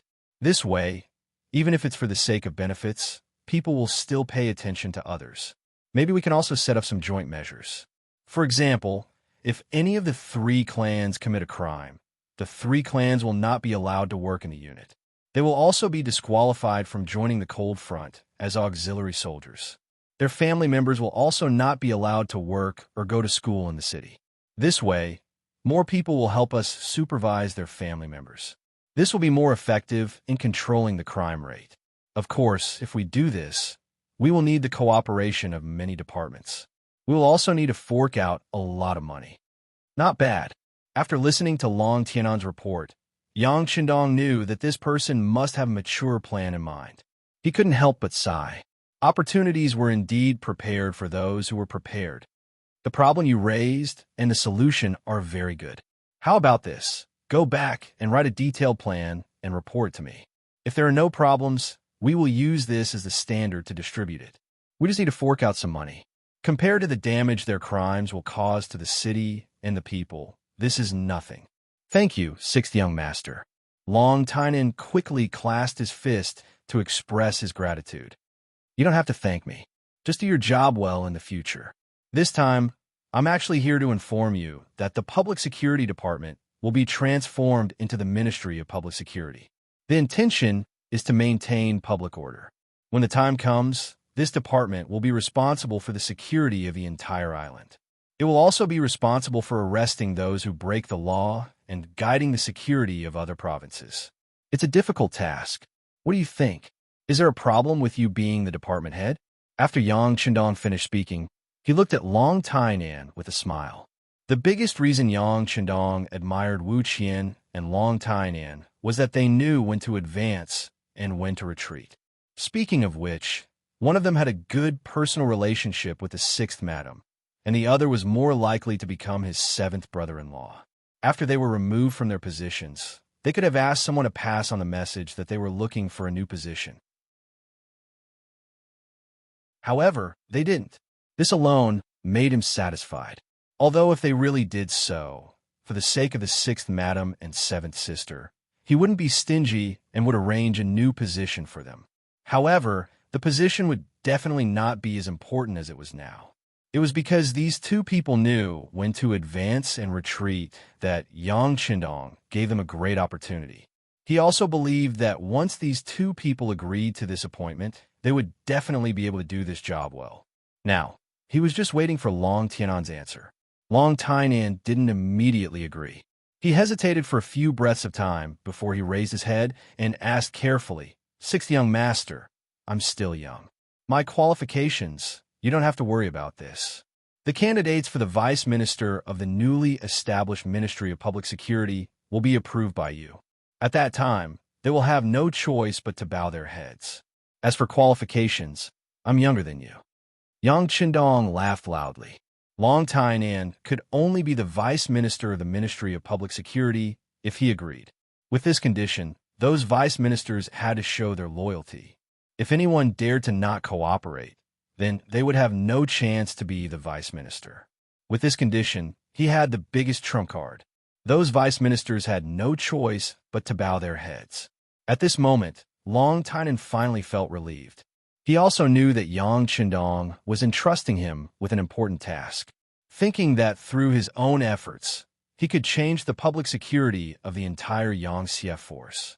At this moment, he had already thrown the matter of farming to the countryside to his ear. He promised, "Long Tainan is willing to go through fire and water for the sixth young master. I won't hesitate to die 1,000 times." Ha, good. Yang Qindong was very satisfied when he heard such a promise. However, he didn't forget to mention that the public security situation would change a little in 3 months and a big change in half a year. If the public security situation still didn't improve, then he would punish them. Long Tainan was still very confident about this. As long as everything was as he said in his suggestion, he was confident that the public security crime rate would be reduced to a minimum. Immediately, he nodded and agreed. Yang Duo looked at this scene from the side. She knew that the idea of leaving the city with Long Tainan and farming in the countryside couldn't be realized. She couldn't help but sigh and say, "Men, all of them are obsessed with power." Ha! Hearing this sentence, Wan Xiaoyu just covered her mouth and chuckled. At this time, Yang Qindong also looked over. After his gaze fell on Yang Duo, he coughed lightly. "What's going on between you and my seventh sister?" "Sixth young master, we really love each other." Long Tainan knew that there had to be a conclusion to some things, so he took the initiative to admit it. "Really love each other? Do you know that my seventh sister has been hurt emotionally?" Yang Qindong's face also became cold. This matter related to seventh sister's future happiness, so there was no room for carelessness. "I know. I haven't seen what the previous person was like, but he must be a bastard. He didn't know how to cherish such a good woman." Long Tianan's eyes flashed with hostility. He was obviously a little angry. Seeing that Long Tainan didn't look like he was faking it, Yang Qindong nodded. "I have always been a very reasonable person. But if you bully my seventh sister in the future or betray her feelings, then I will definitely make you wish you were dead." These words are effective for life. You have to think about it carefully. There are some things that you can regret now. Yang Duo, who was at the side, heard these words. Hearing Yang Qindong threaten Long Tainan like this, she couldn't bear it and wanted to say something. However, Wan Xiaoyu pulled her back in time and shook her head at her.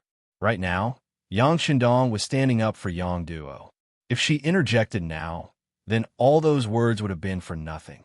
Long Tainan didn't answer the question immediately. He could feel that the sixth young master wasn't just saying that for fun.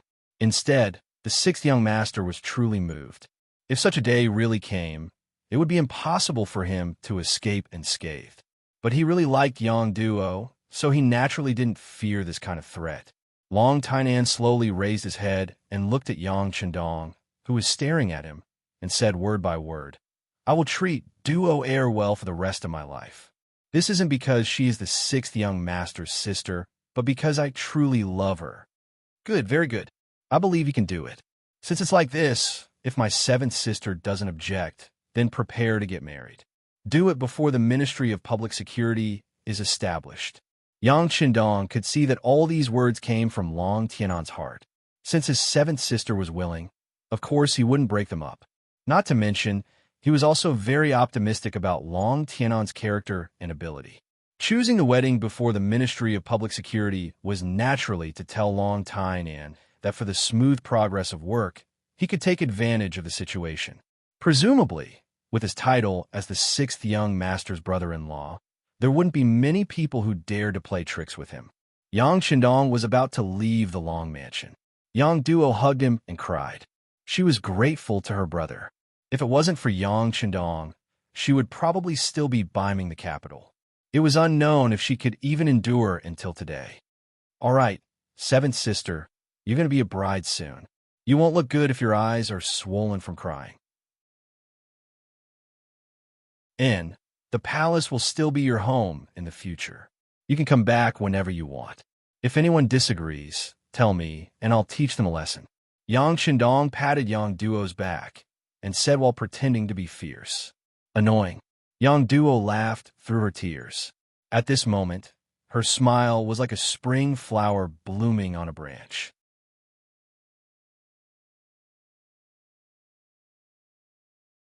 Chapter 9-10. A day later, the documents regarding the establishment of the Anti-Corruption Department and the Public Security Department were issued. There was no sign before, so when the documents were issued, many people were stunned, especially when they saw that the new ministers of the two departments had been decided, and that they were Wu Qian and Long Tainan, who had been dismissed previously. Many people immediately regretted it. If they had known earlier, they would have gone to the cold stove. Perhaps they would have been able to seek suitable positions in the two new departments now. In the palace, after Yang Qindong issued the documents, he didn't care about this matter anymore. Instead, he focused on another matter. This morning, the Security Bureau reported that the Spanish ships stopped at the port of Cologne. At the port of Campo of the House of Phnom Penh, 200 muskets were sold there. As soon as the news came out, the Security Bureau personnel in charge there felt that the situation was serious and quickly reported it on the radio. In the palace hall, Commander Gao Xiong of the 1st Marine Army and Commander Lung Song of the 1st Marine Division stood opposite Yang Qindong, standing tall and straight. Borimov is not honest. After Yang Qindong said this, he looked at the two generals and asked, "Let's talk, what do you think?" "Sixth young master, it's our Navy's fault for not being able to stop the foreign ships from appearing in time. I request to join the battle and destroy this caravan, as an example." Gao Xiong was the first to express his opinion, and expressed his willingness to fight at all costs. This time, when Yang Qindong returned to Qiqian City, he told them about the foreign merchant ships. He asked them to be watched because the current merchant ships were just scouting, and once the situation here was clear, the next one may not be a merchant ship, but a warship. Although Gao Xiong's ability was good, and he was also ruthless as a pirate, he didn't think that these foreign merchant ships could pose a threat to them. Whether it was financial resources, military strength, or firearms, he was stronger than the opponent. Since they were willing to pay for protection, it was a good thing for him. Forcing them to leave was really a bit unreasonable. He didn't know the history of later generations. He didn't know the ambitions of the Westerners, and he didn't know that Macau would be colonized by Portugal for many years. Therefore, even though Yang Qindong had mentioned this matter, he had only arranged for people to pay more attention to these foreign merchant ships and had no intention of dealing with them. But now, the Spanish caravan wanted to sell firearms to the Golden Border Dynasty, which was tantamount to supporting the enemy. If it was not dealt with, who knew what the two sides would trade next time? Once everyone had firearms, the safety of Vietnam and Laos would be worrying. Yes, we have to fight. It's just that I think that not only should we attack the Spanish caravan, but we also need to warn the Golden Border Dynasty to hand over their guns.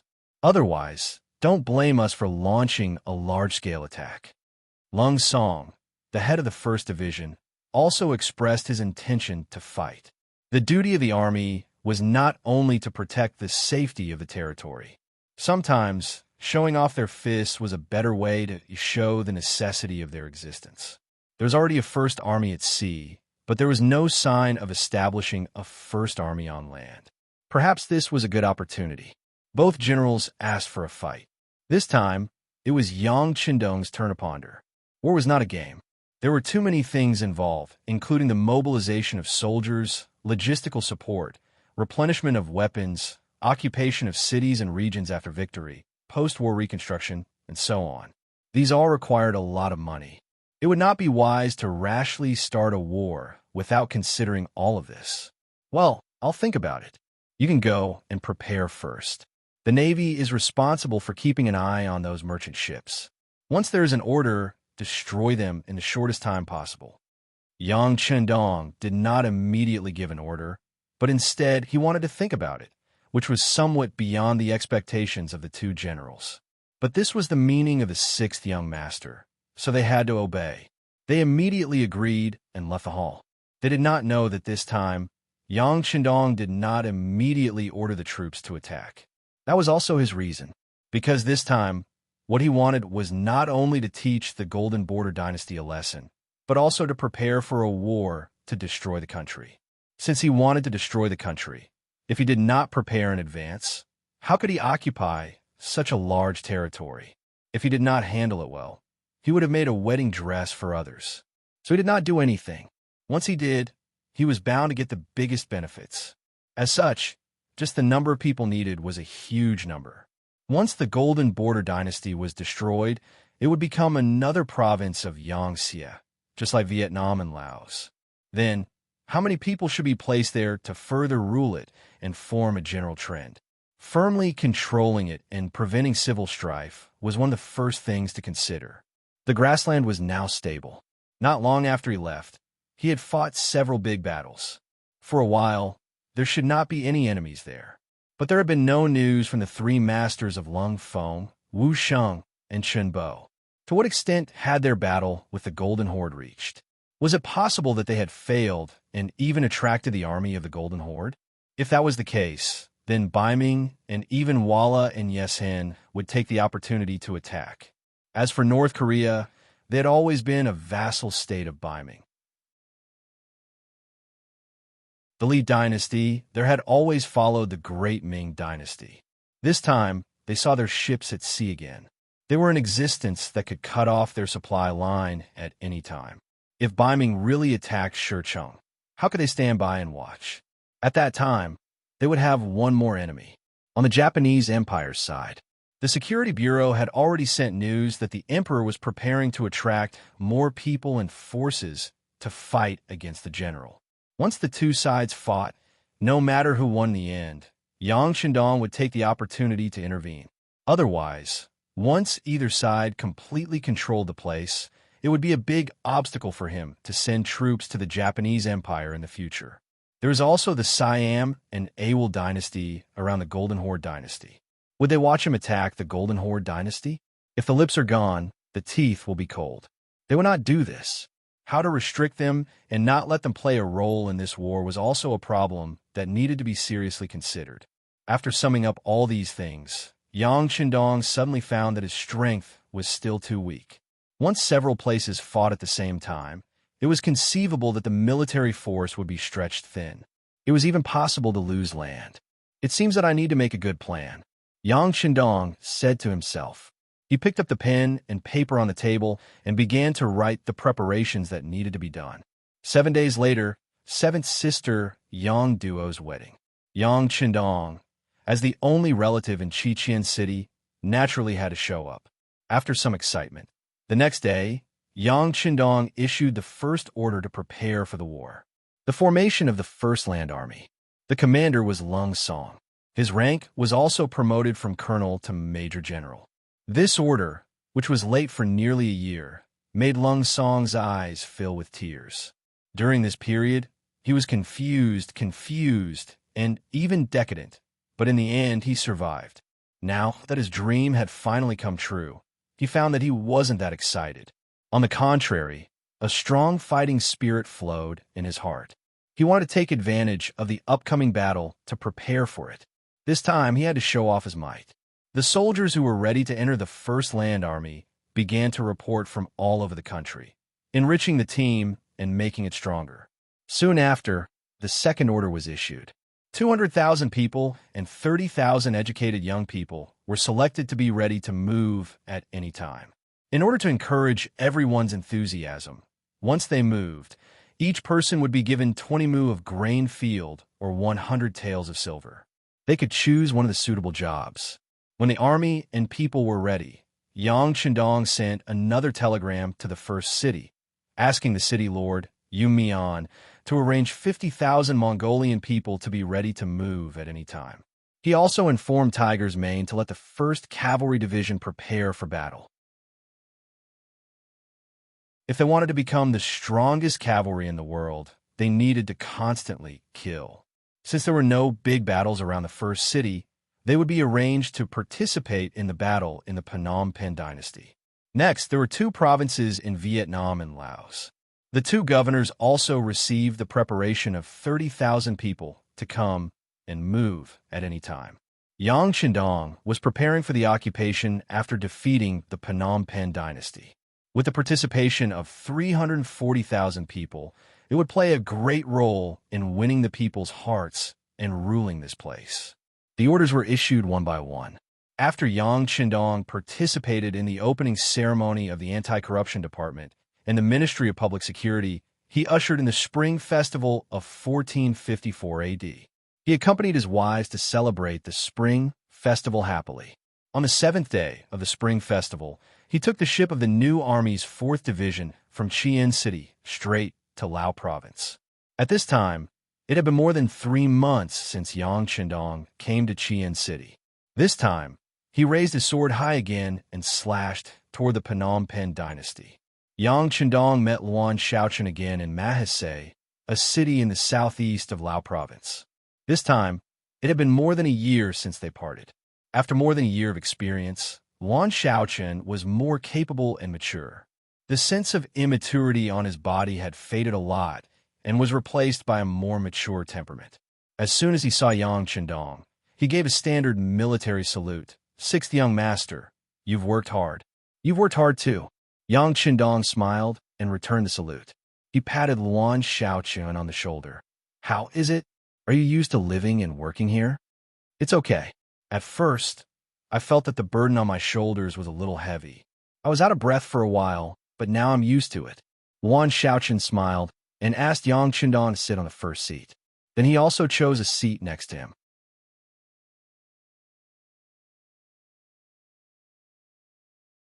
Chapter 9:11. People always have to grow. This is a process, and it is also a wealth. If you accumulate it well, you will benefit a lifetime. All the data has shown that the construction and work in Lao Province is very good. You, as the governor, should be the first to contribute. After Yang Chendong sat down, he praised Luan Shaochen for a while. This was not a casual praise from Yang Chendong, nor was it a routine praise. From the data, from the feedback of the Security Bureau and the CIA, the work in Lao Province was indeed very smooth. Compared to Vietnam Province, which had been conquered 4 months ago, Laos had already surpassed them in many aspects. Judging from this point alone, Luan Shaochen had indeed done a good job. In fact, he could even be used as the basis for the Analects of Confucius. Thank you, 6th young master, for the praise. We have done far enough. There are still more things to do. Luan Shaochen said modestly. Haha. Okay, you did a good job. I am very happy. Xiaoyu is also very happy. You don't know, since you left Chien City, Xiaoyu has sent me countless telegrams. She is very worried about you, and she is very concerned about you. The facts also prove that I was not wrong. You did a good job. Her worries were unnecessary. Ha! Seeing that Yang Chendong was in a good mood, Luan Shaochen just smiled.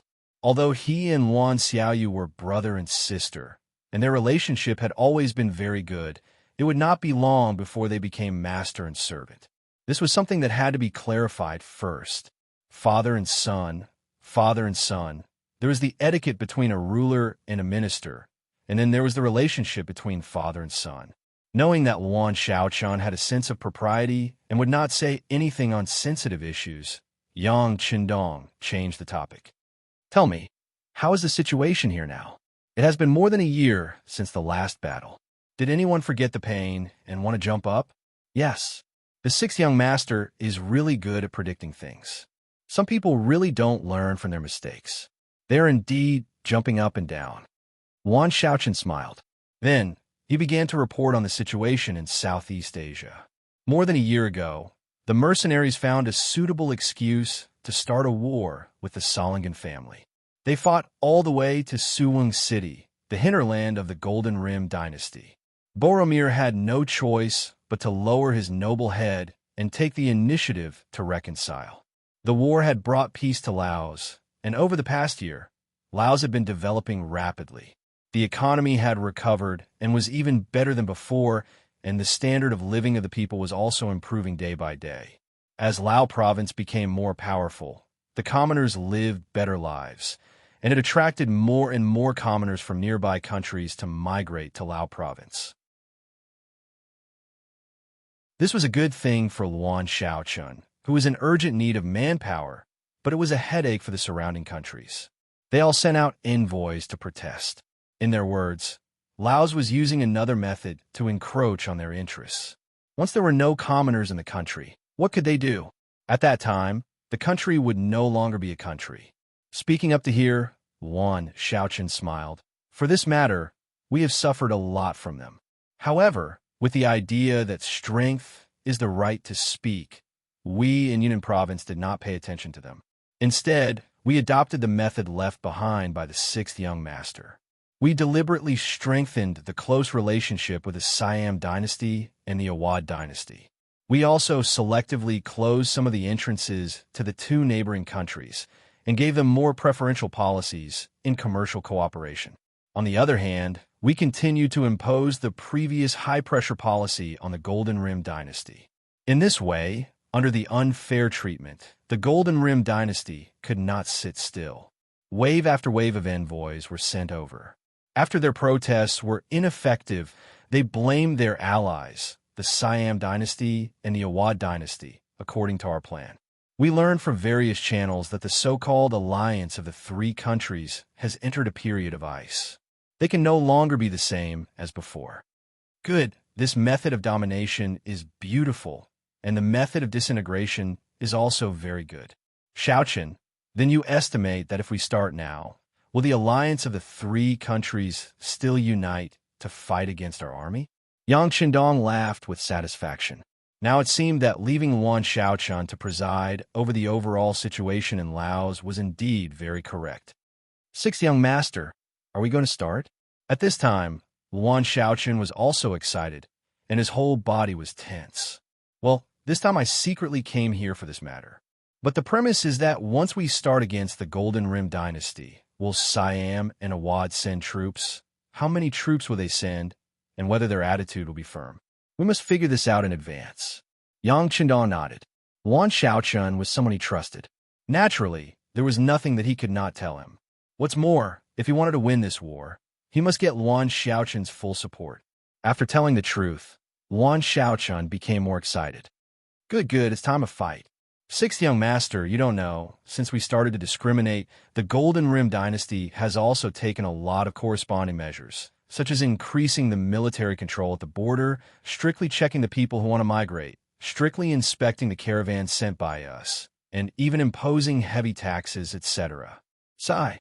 Luan Xiaochun sighed and said, because of this matter, many businessmen have complained to the provincial government.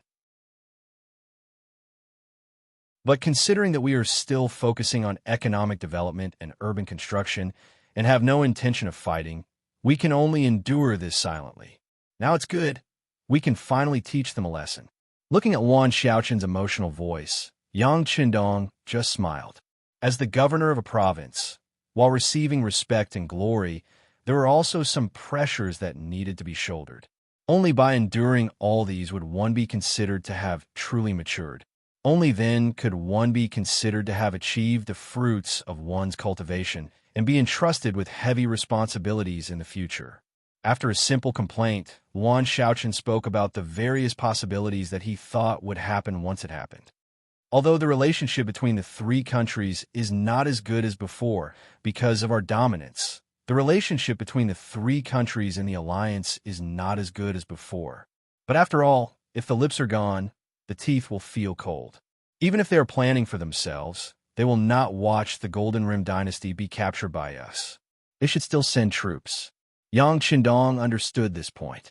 After all, The existence of the three countries' alliance was to ensure their most basic interests, to ensure that they had a certain power to fight back in the face of more powerful mercenaries. Now, that someone had touched one of them, it was tantamount to touching their foundation. What if we can end the battle quickly? Since there was already animosity in his heart, how to make full use of this was a problem that Yang Qindong had to consider. For example, if Sui Xiong suddenly took action and quickly eliminated the Goldbein dynasty, the war would be over by the time Siam and Ava reacted and gathered their forces. He did not believe that the two countries would take the initiative to start a war with the mercenaries. Fast. How fast? Luan Xiaoqian instantly understood the meaning of Yang Qindong's words and immediately looked curious. Solve it within 1 to 2 months. What do you think?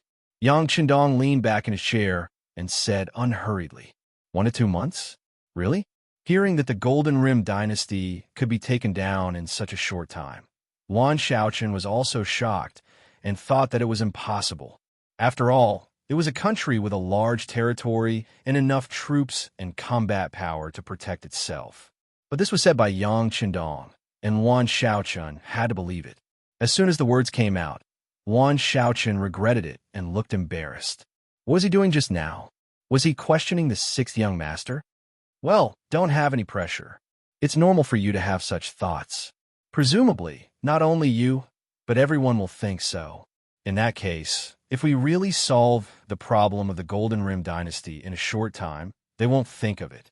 This will create enough favorable conditions for our next work, right?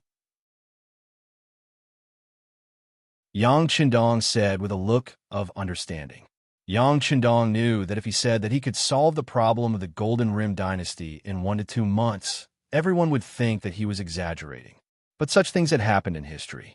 For example, in the Gulf War of later generations, the powerful Western countries only took 1 month and 11 days to solve the war. At that time, the whole world was shocked. Yes, that Western country had everything that a modern army had. But in contrast, didn't the mercenaries have many advantages today? They had the world's strongest cavalry that had been in war on the Mongolian grassland for a long time. At sea, they had the world's fastest warships and the best artillery. With both sea and land, if they were well prepared, it was possible to solve the entire Golden Rim dynasty in a very short time. As long as the Golden Rim dynasty was annexed, the next Siam dynasty and Awad dynasty would be like a half-wrapped dumpling. They could be controlled however they wanted. In that case, controlling the 5 Southeast Asian countries bordering the Great Ming dynasty would become a reality. Once this place was connected and managed for a period of time, this place would become another Crimson City, a primordial city, and a new base. At that time, whether it was marching to other Southeast Asian countries in the south, attacking the countries on the sea, or to deter Beiming, or even to the north, it would be possible. Only in this way could he kill without worrying about the safety of his backyard. The idea was beautiful, but there were also many issues to consider when it came to actual operation. For example, the migration of personnel, controlling the entire Golden Rim dynasty, and building it faster were the top priorities.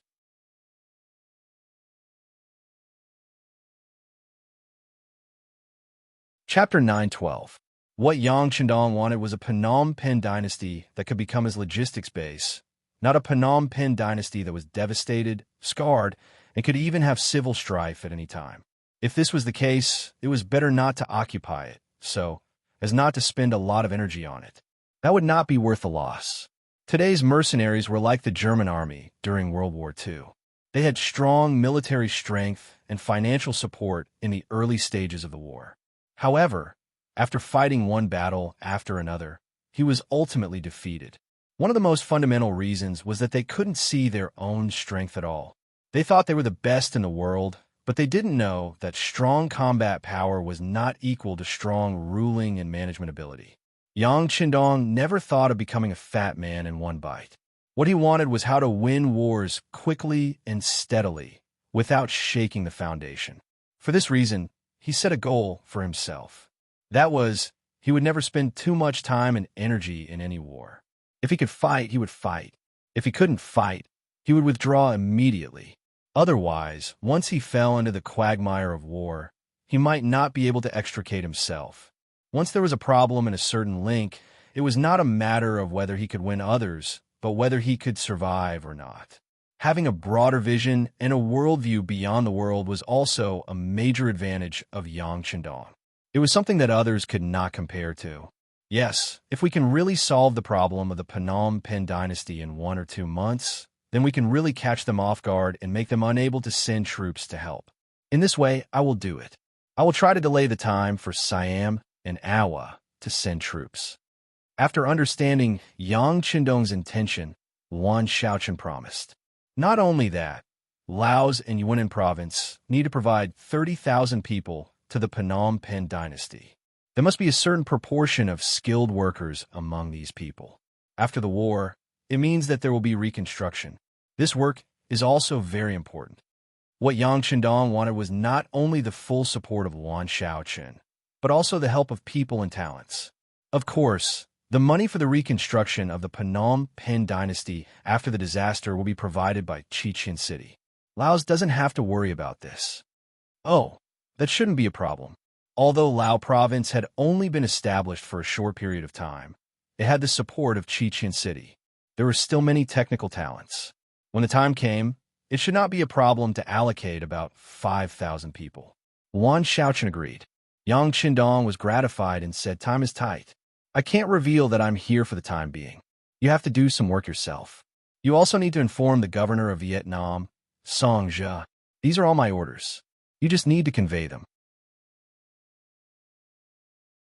"Okay, 6 young master, I know what to do." Yuan Shaochen nodded again. He knew that if war broke out, it would have a huge impact on the economic development of Lao province, but he had to follow the overall situation. Even in the long run, it was worth it to lose something now. One was his own people, and the other could become a bomb at any time. In the following time, Yang Chendong and Yuan Shaochen talked for half a day in the small courtyard, exchanging opinions on some things. Yang Chendong also proposed a general direction of the development of things. As for the details, it was up to Yuan Shaoli to grasp. The next day, Yuan Shaochen left Mahase City. To the outside world, this was just an ordinary inspection, and it did not attract the attention of any forces. However, when he left, only he himself knew what sort of heavy responsibility he was shouldering. When he thought of the departure, Yang Chendong only gave him half a month to prepare. He felt great pressure, but at the same time he was excited. Once the Phnom Penh dynasty became one of the mercenary forces, it could be imagined that the development of Lao province would enter the fast lane, and the speed of development would be rapid. Half a month to prepare, this was not only the time limit Yang Chendong gave Yuan Shaochen, but also the deadline he gave to the participating forces. As early as 10 days ago, the first city on the grassland received a telegram. 48 hours later, the fully prepared 1st Cavalry Division left the first city area. They traveled at night from the new Ergon Dusi area to the sea town, where a large number of transport ships were waiting for them. The 1st Cavalry Division came and went like a shadow. They did not even have a fixed training place. Everything was based on actual combat. Wherever they appeared, there would often be a war. Even if such an army suddenly disappeared on the grassland, no one would know and notice. This increased the stealth of the operation. When the various forces knew that the 1st Cavalry Division appeared in Southeast Asia and showed their powerful side to the Phnom Penh dynasty, it was already a matter of the future. Not only was the 1st Cavalry Division in action, but the 1st Sea Army of the Navy was also in action. Commander Gao Xiong gave the task of dealing with the Phnom Penh dynasty to Long Yun Tian, the commander of the 3rd Division. Yang Chendong had personally promoted this person from an acting regiment commander to the position of a division commander. This time, it was time for him to perform and repay Yang Chendong. Advancing on both land and sea could greatly damage the Phnom Penh dynasty and shorten the time to occupy this place.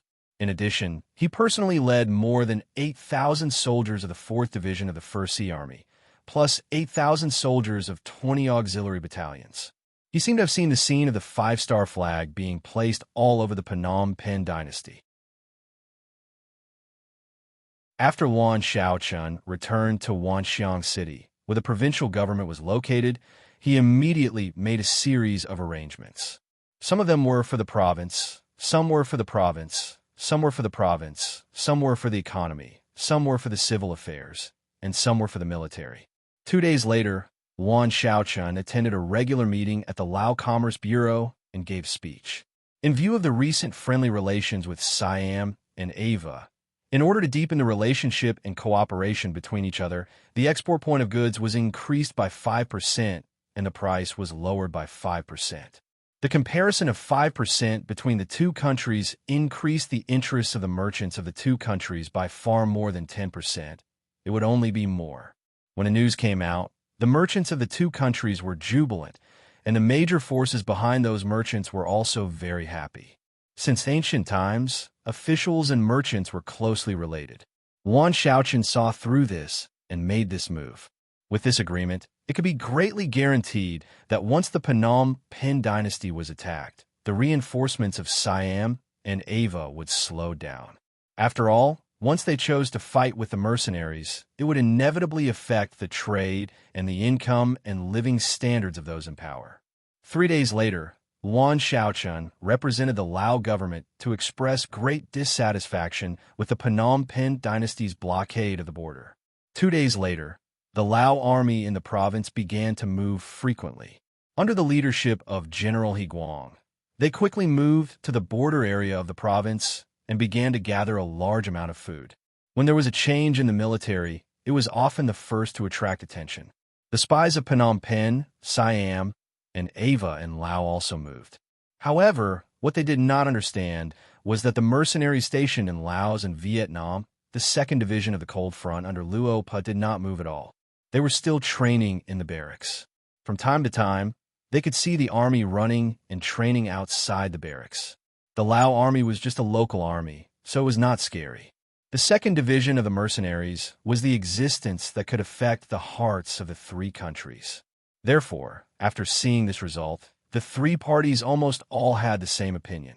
That was, the Lao army's movement was just to deter the Phnom Penh dynasty. They did not intend to really move. Of course, if the Lao army really moved, it was still uncertain whether they could defeat the Phnom Penh dynasty. 3 days after the decision was made, they thought that the Lao army's movement would stop. After all, there was nothing to see if there was only thunder and no rain. However, what they did not expect was that the Lao army did not stop the so-called deterrence movement. On the contrary, they sent troops to Shandong City. Both sides stationed troops on the border. It was a sign that a storm was brewing. Siam and Ava could no longer stand by and do nothing. They sent out envoys to mediate between the two countries.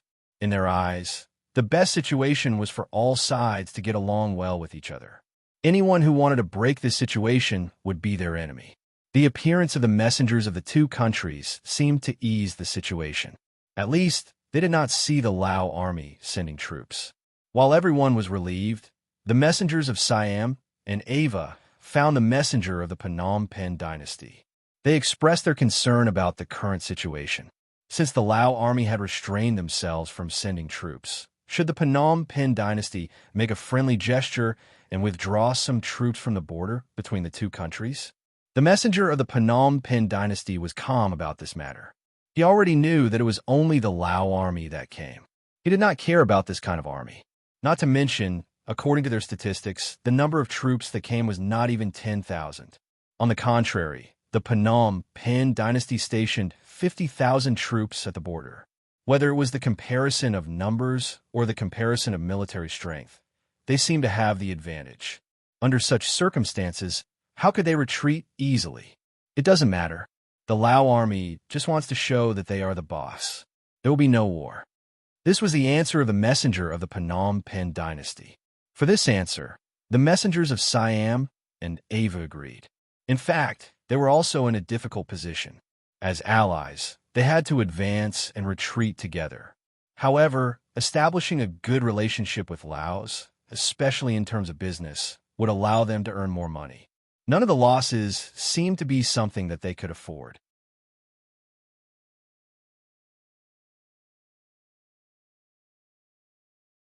Chapter 9:13. Fortunately, it was the Lao's army that came this time, so there was nothing to worry about. In this way, while reminding the messengers of the Golden Border Dynasty not to be careless, they also paid more attention to the mercenary army. In their view, as long as the trump card army did not move, the war would not break out. Even if there was an uncontrollable situation, it would only be a small-scale battle and would not affect the overall situation. Some people even thought that this was clearly a performance of Governor Yuan Xiaoqin's strong appearance. He just wanted to scare the Golden Border Dynasty. When this opinion finally became a consensus, even the messengers in charge of mediation were not as enthusiastic as before. However, except for Yuan Xiaoqin and He Guang, no one else knew that Yang Qindong, known as the God of War, had arrived at Shangding City and was holding a military meeting there. It had been 15 days since Yang Qindong and Yuan Xiaoqin met. In other words, the war would start at any time. Today, Yang Qindong's sudden appearance in the city lord's mansion in Shangding City had really shocked He Guang's subordinates. However, their general He Guang's expression was calm. Obviously, he had already known about this matter. At the beginning of the mission, He Guang was also a group of people who were kept in the dark. Yuan Xiaoqin just told him to take 8,000 Lao soldiers to Shangding City to scare the Golden Border Dynasty's troops there. He Guang himself did not reject this order. He also thought that it was very unsafe to be surrounded by foreign armies in the borderlands. Therefore, after receiving the mission, he set off. Along the way, he deliberately made a noise, as if he was afraid that others would not know about it. When they arrived at Dingxi City, He Guang saw Yang Qindong, who had arrived earlier than them. He turned pale with fright. He didn't understand why the sixth young master would be alarmed by such a simple display of force. But until he met him and received the mission, he realized that it was not a deterrence, but a real attack on the Golden Border Dynasty. He Guang was the general of the Lao army, and it would be difficult to hide anything from him. Therefore, Yang Qindong chose to meet him as soon as possible and told him his strategy, which was to steal the sky and change the sun. With the Lao's army as the base, the 4th Division of the Cold Front Army wore their clothes and pretended to be them. They appeared in Shangding City and quietly completed their pre-war arrangements. Of course, there was still some work to be done. For example, after the Laotian army entered the city, they would need to go back and forth. Only a small number of people would leave the city, while a large number of people would return to the city. This way, the Laotian army would be able to bring the entire army into the city. The soldiers who had already entered the city had to hide in the houses of the citizens to avoid detection from the spies of the other countries. Fortunately, the Golden Bian dynasty had stationed their troops outside Shangding City for a long time. Most of the people in the city had fled in fear. In addition, there had been a massacre in Shangding City before, so there were many empty houses. It was not a problem for more than 10,000 mercenaries to live in. The meeting officially began. In front of many officers, Yang Qindong announced that the army would leave the city at midnight and attack the Golden Bian army. According to Yang Qindong, this time, the 8,000 Laotian soldiers did not need to fight on the battlefield. They only needed to follow the army and look for prisoners and territory. When the news was announced, many Laotian officers breathed a sigh of relief, but at the same time, they looked at the unfamiliar officers in front of them with some suspicion. As far as they knew, the 6th young master led the 4th Division of the Cold Front Army this time, plus 20 auxiliary battalions, a total of more than 16,000 people. Among them, the main task of 20 auxiliary battalions was to capture captives on the battlefield. How could they really defeat 50,000 enemies on the opposite side with just one cold vanguard division, and take down Jiba City like a hot knife through butter, or even take down the entire Golden Bian dynasty? Even if this division was powerful, it would be difficult for them to do that. Should they say that the 6th young master was confident or arrogant? The meeting went smoothly. With Yang Qindong there, almost everything was decided by him. The others had no chance to interrupt, let alone dare to question anything. In this way, they watched Yang Qindong announce the entire battle plan. I will reiterate one point. The main task of the auxiliary troops is to follow the main force of the 4th Division, provide them with ammunition, capture prisoners on the battlefield, and carry out simple battlefield rescue. The main task of the Laotian army is to receive and take care of the prisoners, receive the granaries and various warehouses in the cities we captured along the way, and do the necessary registration, and arrange for the people sent from other places to live in the Siam Pool. In this, I hope that everyone can perform well. If anyone dares to hide the trophies or be absent during the war, don't blame the military law for being merciless. These words were Yang Qindong's reminder to the Laotian army, because whether it was the Cold Front Army or the auxiliary troops, they were known for their strict military discipline. The Laotian army, on the other hand, was mostly made up of the original soldiers of the Kanglan Kingdom.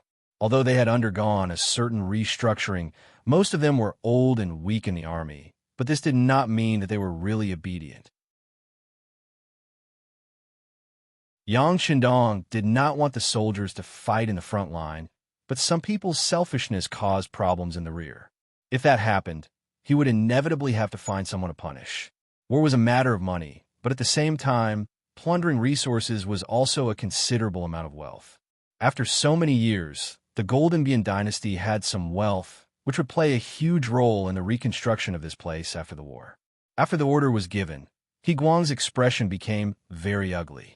He knew that the 6th young master did not trust the Laotian army, but he could not refute. He could only stand at attention and say, "6th young master, please rest assured, I will definitely rectify the military discipline. If something like this happens, you don't need to kill. I will kill them and send them to you personally." Very good. I hope that this is not just for show, but for reality. All right, I forgot to remind you, I've sent a secret unit to watch everything in the dark. Whether you really did it or not, I will know very clearly. Yang Qindong nodded and did not forget to remind He Guang again. If he warned them to this extent, and they still showed their greedy nature, then he could only kill them as an example. He Guang and the officers of the auxiliary troops quickly left. Only Yang Qindong, Ling Daqiang, and the 4 regimental commanders were left in the room. The 5 of them stood in a line. Yang Qindong looked at them with a smile, and then helped them tidy up their uniforms. You don't need to feel pressured. To be honest, your opponents this time are still very strong. 6th young master, we are not afraid of strong opponents. We will be stronger than them. Ling Daqiang said confidently. Yes, we will be stronger than them. The 4 regimental commanders said in unison. At the same time, their faces were filled with killing intent and confidence, as if their bodies were burning, and they were ready for a bloody battle on the battlefield. The 4 regimental commanders were the 1st regimental commander, Gao Xiang, the 2nd regimental commander, He Wen, the 3rd regimental commander, Lu Zheng, and the 4th regimental commander, Yi Fengxing. They had all been promoted step by step as soldiers, and that was how they became regimental commanders. The 4 of them had also entered the military department of Resin City Academy to further their studies. They were capable of wielding guns and killing people, and were also well-versed in all kinds of military books. This time, the formation of the 1st Army was a good opportunity for them, and they had all been promoted from battalion to regimental commanders. This time, it was time for them to perform well on the battlefield. As young as they were naturally filled with confidence, and with the most powerful firearms in the world in their hands, they naturally would not put ordinary enemies in their eyes. It was a good thing for an officer to have confidence and morale. Yang Qindong chuckled and said, "It is good that you have the confidence to win. However, I think you have misunderstood my meaning. This time, your opponents are not outsiders, but your own people." Our own people? Including Ling Daqiang. The 5 soldiers were all puzzled. They didn't understand what this meant. Could it be that the 2nd Division had also come? If that was the case, then they would be under a lot of pressure. The 2nd Division's commander, Luo Pa, was second only to Lung Song and the others in the army. Everyone respected him. Yes, our own people. They're a cavalry unit that I formed when I was in the grasslands. Many of them even have foreign faces. Of course, they're all Han now, just like you all. That's right, they have a very resounding name. The world's 1st Cavalry Division. Haha, Don't say that this young master didn't warn you. Although they are using cavalry sabers, based on the speed of their war horses, they may not be inferior to you. You must be mentally prepared and not be outdone by others. Yang Shindong had a smile on his face when he thought about the news that the world's first cavalry division would arrive at Shangding City in the afternoon. He was looking forward to seeing who would perform better on the battlefield, Lung Feng or the cavalry. Hearing that it was cavalry, Ling Daqiang's expression became much more serious. Humans were naturally slower than cavalry, but fortunately, they had brought enough bicycles for this trip, so it was not much of a difference. He immediately said, "We are not afraid of any competition. Every one of our soldiers has undergone arduous training and extremely difficult tests. We believe that we are outstanding enough." Yes, that is a good point. However, everyone in the cavalry of the 1st Regiment has also undergone strict and even harsh tests before they were able to join the army. They have gone through countless trials of life and death before they were able to achieve their goals. They are not inferior to you in any way. Yang Qindong thought about the bloody battle with Tuachuo Boadahan that lasted for a month. Now that they had undergone several months of arduous training, he believed that Tian who would bring him more surprises.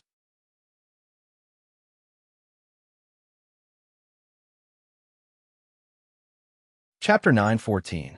After giving them enough pressure, Yang Qinjiang turned and left, leaving Ling Daqiang and the other 4 commanders behind. Their expressions were not good, because on the table in front of them, there was an introduction about the 1st Cavalry Division. Oh my God, they are all people who participated in the Blood War. Their experience on the battlefield is not something we can compare to. The 1st commander, Gao Xiang, looked at the information seriously and said with a sigh, This opponent cannot be underestimated. The 2nd commander, He Won, frowned and said. The 3rd commander, Lu Zheng, also said, "That's right." In comparison, although the selection of our soldiers is extremely harsh, they do not have much actual combat experience. Don't be afraid. The 4th commander, Yi Xingfeng, saw that the 3 commanders were trying to diminish his own morale and boost the morale of others. So he said, "We have the strongest guns in the world. This is something that no other army can compare to. This is our advantage." Well said. Ling Daqiang nodded at Yi Xingfeng. Although we have been cooped up in Crimson City for a long time and do not have much actual combat experience, our usual drills are not a joke. The death rate of 3 out of 10,000 in actual combat practice is enough to prove everything. And now is the time to prove our strength. I originally thought that this battle would be too easy and boring. Now that we have such a strong competitor, it is time for us to perform well. We need to use our actions to tell the 6th young master that we, the Cold Front, will always be the strongest. Yes, we, the Cold Front, will always be the strongest. The 4 commanders were stirred up and said in unison. At this moment, every single one of them was exuding a strong fighting spirit. Yang Qindong walked out of the main hall, followed by Beta Persei, who looked like he wanted to say something. Okay, if you have something to say, just say it. When did you learn to stammer like a girl? Yang Qindong noticed the change in Beta Persei and laughed. Young master, I am worried. Will your words affect the morale of the 4th Division? If they are pressured too much or their morale is damaged and they do not perform well, then it will be difficult for us to solve the problem of the Phnom Penh dynasty in 1 or 2 months with only 10,000 people. If this drags on, once Siam and Ava send troops, the situation will be bad. Beta Persei raised his head and looked seriously at Yang Qindong's back. It's okay. Young master knows what to do. Besides, if the Cold Front can't even stand this little bit of pressure, then they are not worthy of their name. As for the result, we'll just have to wait and see. Yang Qindong laughed as he spoke. Only when there was competition would there be motivation. So what if he was Lung Feng? When it was time to carry the burden, he would carry it. To be honest, he had high hopes for the 1st Cavalry Division. He was looking forward to their perfect performance in this battle. The 1st Cavalry Division that Yang Qindong thought highly of had arrived at a forest outside Shangding City. After arriving here, Division Commander Tian, who ordered the whole army to dismount and rest. When the sky was completely dark, they would enter the city to meet the sixth young master. They were originally made up of the most elite cavalrymen.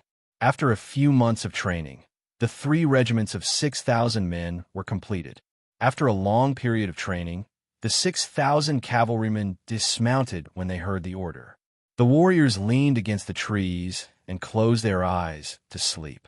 Tian, who often said that an army that did not know how to use the time to rest was an unqualified army. A real soldier could use all the time to rest, even if they were in a hurry, in order to perform better in the upcoming battle. The division commander's order was carried out and carried out.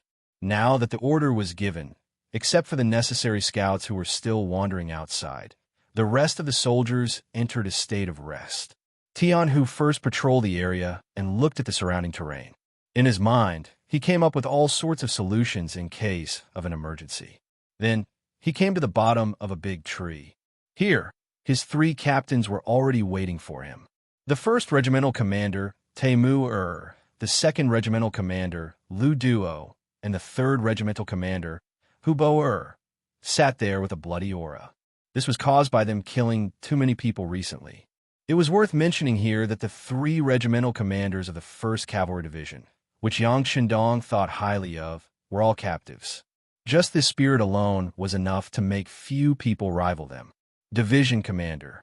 When Tian Hu appeared, the 3 regimental commanders stood up together with a respectful expression.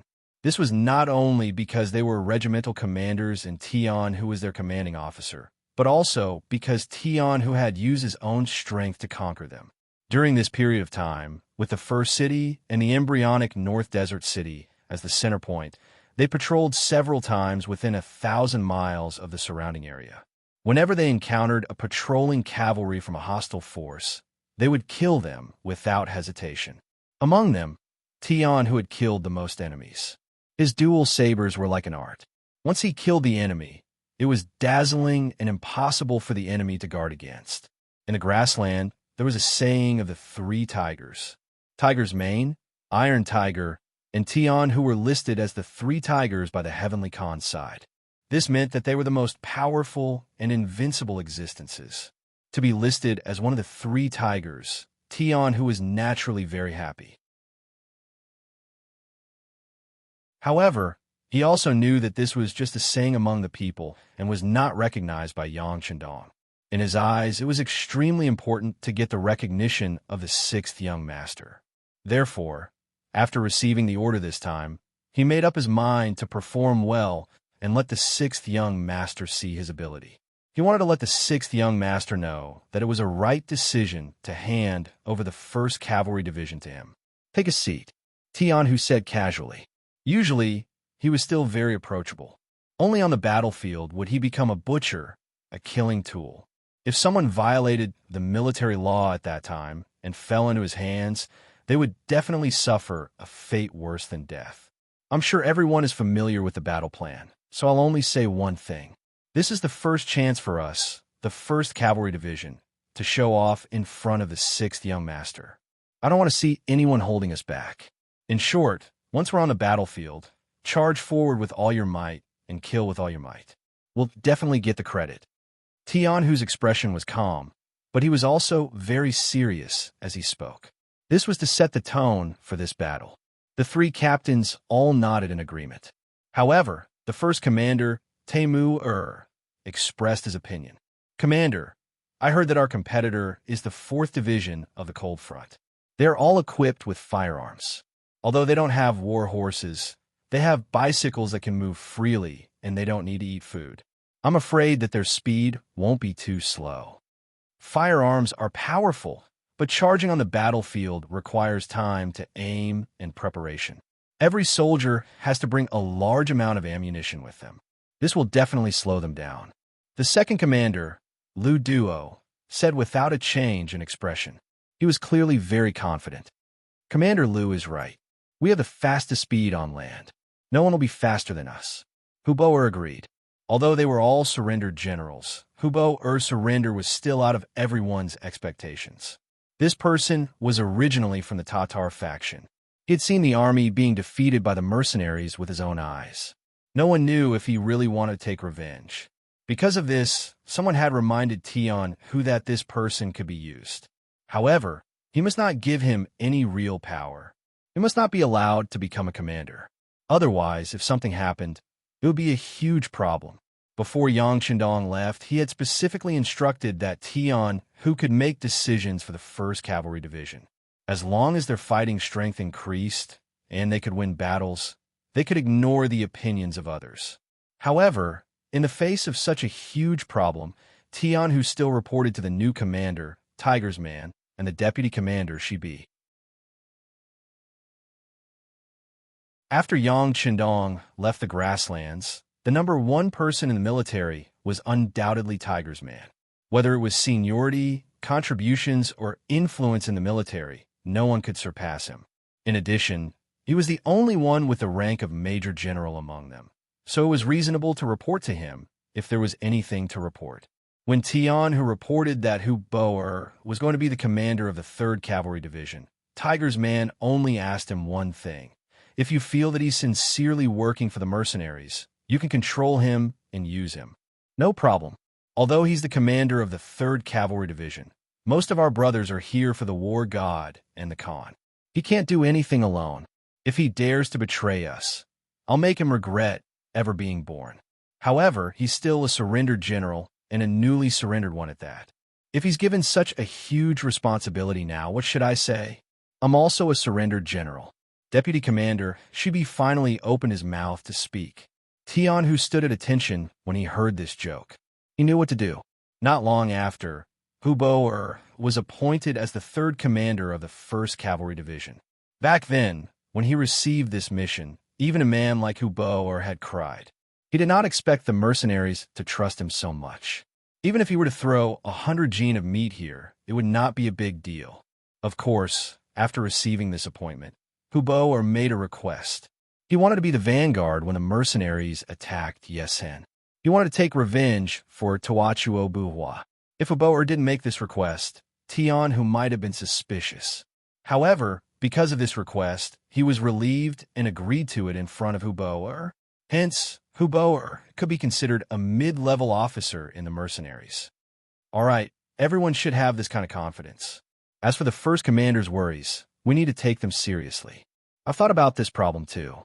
We need to make use of our strengths and use our speed to our advantage. If we encounter a city on the way, we don't need to force our way in.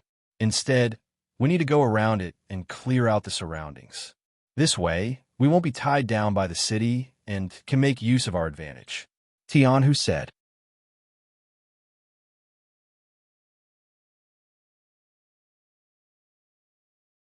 Chapter 9:15. Being the commander of the 1st Cavalry Division was not just about bravery. Back then, Yang Chendong had chosen Tian Hu out of everyone else because Tian Hu had studied in the academy and had a good understanding of the art of war. Now it seemed that this person was indeed good at leading troops in a battle.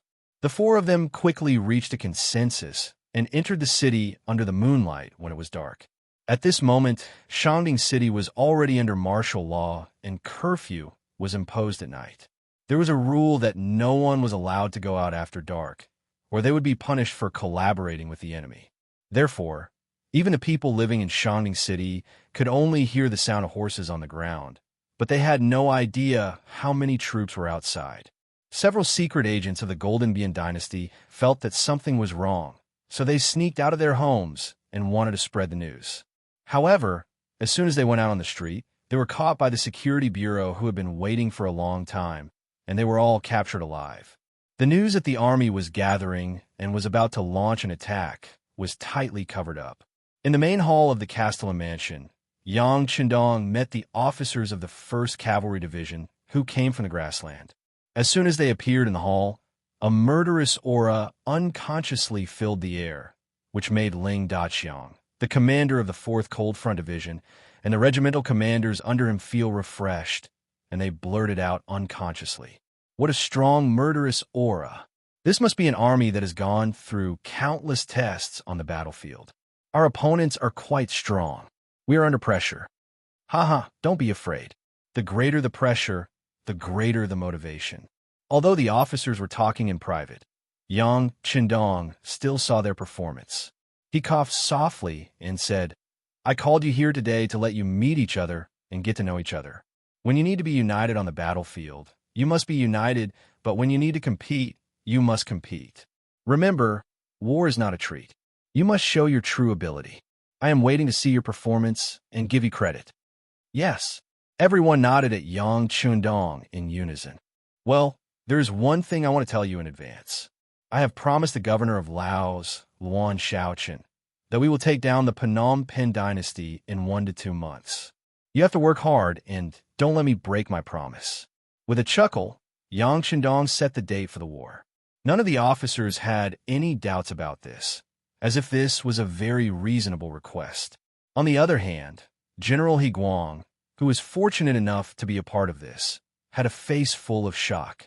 From the moment Tian Hu walked into the hall with the 3 officers, he felt an inexplicable sense of nervousness. Perhaps it was because the murderous aura of these people was too strong.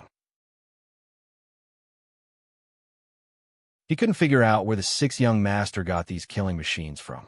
They gave him the feeling that they were a scabbard that could be unsheathed at any time, making him feel suffocated. However, that pressure was not as great as the pressure that Yang Chundong's words gave him. How could it be possible to destroy the Phnom Penh dynasty in 1 to 2 months? No wonder He Guang had such an idea. Even if the Laos army was fully prepared, it would take at least 2 to 3 years to finish the war. The Phnom Penh dynasty was a country with an army of 250,000 and a navy of 50,000. How could it be possible to destroy the Phnom Penh dynasty in such a short time with only 10,000 people? No matter how many doubts He Guang had, the meeting still went on as usual. The provisions, weapons, and other things you need are all in the city's warehouse. In a while, you can send troops to get them. Take as much as you can because once the war starts, our logistics won't be able to supply as fast as your attack. At that time, you can only snatch everything you need from the enemy's hands. It was obvious that he meant to rob. Hearing this, the officers of the 4th Division of the Cold Front and the 1st Cavalry Division were extremely excited. If they could rob the land they occupied while fighting, then their last out would be solved. Feeling the excitement of these officers, Yang Chundong just smiled and didn't say anything. He didn't even ask them to not hurt the civilians. The Phnom Penh dynasty was inseparable from the Han people in terms of historical origin. However, in recent years, the Han people were regarded as slaves and as thorns in their flesh. Just this blockade, the Security Bureau had already received news that countless Han people were killed by the Phnom Penh dynasty. Yang Chundong naturally wouldn't be polite to such a people. He never thought that he had a big heart, nor did he think that repaying evil with good was the right thing to do. If that was the case, then how should he repay the virtuous people? Repaying kindness with evil? As for whether or not the Han would suffer losses in this battle, this was something that could not be avoided. However, as long as the Han people were smart enough to declare that they were Han people, no matter if it was the Lung Feng, the mercenaries, or the local forces like Iguang's Lao army, they would not dare to kill the Han people. Otherwise, if they were found guilty, they would be severely punished and their futures would be cut off, or even their lives. There was less than an hour before midnight, but a quarter of the items in the warehouse were already gone. Beta Persei had experience in managing logistics, so this time he also helped to check on the situation. When he saw that there were still so many war supplies left in the warehouse, he reported the matter to Chundong. Young Master, the 4th Division of the Cold Front and the 1st Cavalry Division only took 5 days of rations, and most of the heavy equipment is also piled in the warehouse. It seems that they want to use the war to support the war. After listening, Yang Chundong analyzed the thoughts of these officers. This was also good. With less heavy items, they could maximize their speed. This also made Yang Chundong very curious. He was looking forward to seeing the excellent performance of these 2 elite units. The supplies were distributed to the soldiers one by one, and then everyone began to check their weapons and equipment an hour before the war to make the final preparations. The guns were wiped again and again, and the horses were also fed, which would be more conducive to the horses' speed. Soon it was almost midnight. Let's go. After the order was given, the east and west gates of Shangding City were immediately opened, and then an army of 8,400 rode out of the city on bicycles, while an army of 6,000 rode out quietly on horses. They avoided the south gate, which was the closest to the enemy. When they all left Shangding City from the east and west, the sound of iron horses galloping on the ground spread out. 1 man and 2 horses, a total of 12,000 horses, like a dragon entering the sea, went straight to the army of Phnom Penh dynasty. They moved so fast. Everyone, speed up. Feeling the tremors from the earth, the commander of the 4th Division, Ling Daqiang, also shouted loudly. Then more than 8,000 bicycles rushed to the first blockade line 10 miles away from Shangding City under the moonlight. When it came to short-distance marching on a plain, no one would be a match for the cavalry. What's more, which soldier of the 1st Cavalry Division was not a master of horsemanship? They leaned lightly on the horses to reduce wind resistance, and quickly went to the first blockade line of the Phnom Penh dynasty. This blockade line had been in place for nearly half a year. In the beginning, they were still nervous for a while, afraid that the mercenaries would suddenly kill them. But as the days passed and nothing happened, everyone unconsciously relaxed their vigilance. Just like tonight, most of the soldiers of the Phnom Penh dynasty were still asleep. All of a sudden, they felt the earth tremble. Those who were highly alert and sleepy crawled out of their beds. However, most of the soldiers were still lying in their blankets. It was the end of winter and the beginning of spring, so the temperature outside their blankets was still very cold. The 1st Regiment on the left, the 2nd Regiment on the right, and the 3rd Regiment at the back. Charge! Division Commander Tian, who took the lead. Seeing that the enemy camp with torches was less than 2 miles away, he issued the slogan to charge and kill the enemy. After the order was issued, the 1st Cavalry Division quickly changed the formation.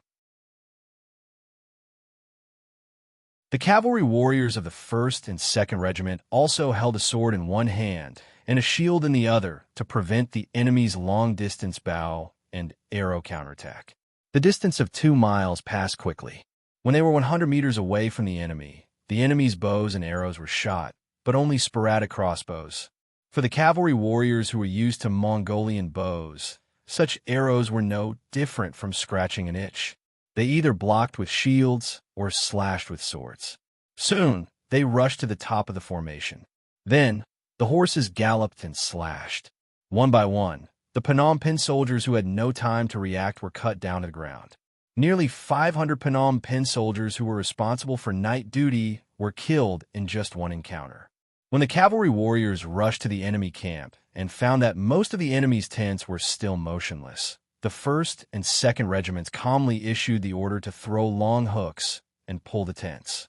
The so-called throwing long hooks and pulling the tents meant that the cavalry threw out long hooks one by one and hung them on the 4 corners of the tents. Then, groups of horses ran in different directions, forcibly tearing the tents apart at the fastest speed. The enemy in the tents was exposed to them without reservation. The cavalry, who had been trained and practiced many times, was in groups of 4. Soon, the tents were forcibly uprooted one by one. Countless Phnom Penh soldiers were exposed under the moonlight. Most of them were not even properly dressed, let alone holding any weapons in their hands. This was a one-sided massacre. It was a passive battle that no one had prepared for. The 5,000 soldiers of the Phnom Penh dynasty in the first blockade line were all killed in less than half an hour. Not a single one was left alive.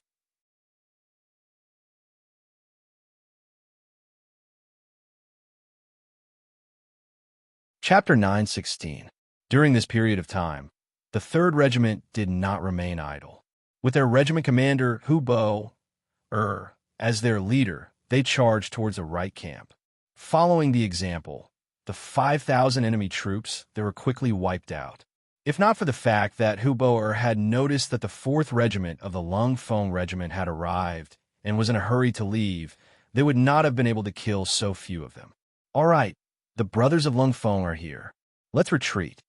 Hu Bo blew a loud whistle, and the 2,000 cavalrymen obeyed the order. Just like when they appeared, they left as quickly as they came, without any hesitation. In less than 3 minutes, the vanguard regiment of the 4th Regiment, Gao Xiang, had arrived on the battlefield. When he saw that the ground was littered with the corpses of the enemy and the gold-rimmed soldiers who were squatting on the ground and trembling in fear, he did not feel any excitement in the face of victory. Instead, he cursed angrily. King World's 1st Cavalry Division, at least leave 2 people for us to kill. The first blockade was broken like a piece of paper. Tian, who was not satisfied with the current situation. His goal was simple. He wanted to use a night's time to break through the 5 blockades. When the gates opened in the morning, he wanted to kill his way into the city. This was using speed to fight speed. Taking advantage of the fact that the enemy did not have time to react, he wanted to kill his way into the city. This was a bold idea that would exceed everyone's expectations. However, this was also a feasible strategy. Taking advantage of the enemy's lack of defense, the cavalrymen could rely on their speed to accomplish this. However, the prerequisite for all of this was that the 1st Cavalry Division could not afford to slack off or be obstructed in the slightest. After wiping out the enemy's first line of defense, Tian, whose confidence was greatly boosted, he immediately proposed the second plan of attack. The next line of defense would no longer be attacked by divisions, but by regiments. The second line of defense would be left to the 1st Cavalry Regiment, while the 2nd and 3rd Cavalry Regiments would charge forward without stopping. The 2nd Cavalry Regiment would attack the 3rd line of defense, while the 3rd Cavalry Regiment would attack the 4th line of defense. The cycle would repeat, and the 5th line of defense would be left to the 1st Cavalry Regiment, who had just arrived. This way, they could use the least amount of time to break through the enemy's blockade line one by one and achieve the strategic goal of entering Jiba City at dawn. Before the operation, the 3 regimental commanders and the battalion commanders already knew the specifics of the second plan. The division commander gave the order, and the 3 regiments immediately rushed forward at full speed. The facts had already proven that there were only 5,000 people on their side. With just a regiment of 2,000 cavalry, it was very likely that they would be able to wipe them out. The world's 1st Cavalry Division was advancing at an unimaginable speed. Compared to them, the 4 divisions of the Cold Front were slower. However, they were only slightly slower than the cavalry. After all, they mainly relied on firearms, and the weight of the supplies they carried was higher than that of the cavalry. However, they were almost running all the way without any intention of stopping. It was obvious that the cavalry division had helped them set up the first blockade. This made the soldiers of the 4th Division feel very humiliated. They swore that they would repay this humiliation by helping the cavalry division to set up a blockade. Only then could they be considered to be on par with the cavalry division. In order to achieve this goal, the commander of the 4th Regiment, Ling Daqiang, kept urging the Cold Front to speed up again and again. The wheels under everyone's feet were pushed to the limit. However, when they had just taken down the 2nd blockade line of the Golden Dynasty, the scouts had already reported that the cavalry division had taken down the 2nd, 3rd, and 5th blockade lines in the west. The 4th blockade line was almost destroyed, and the cavalry regiment was heading towards the 5th blockade line. Damn, they divided their forces.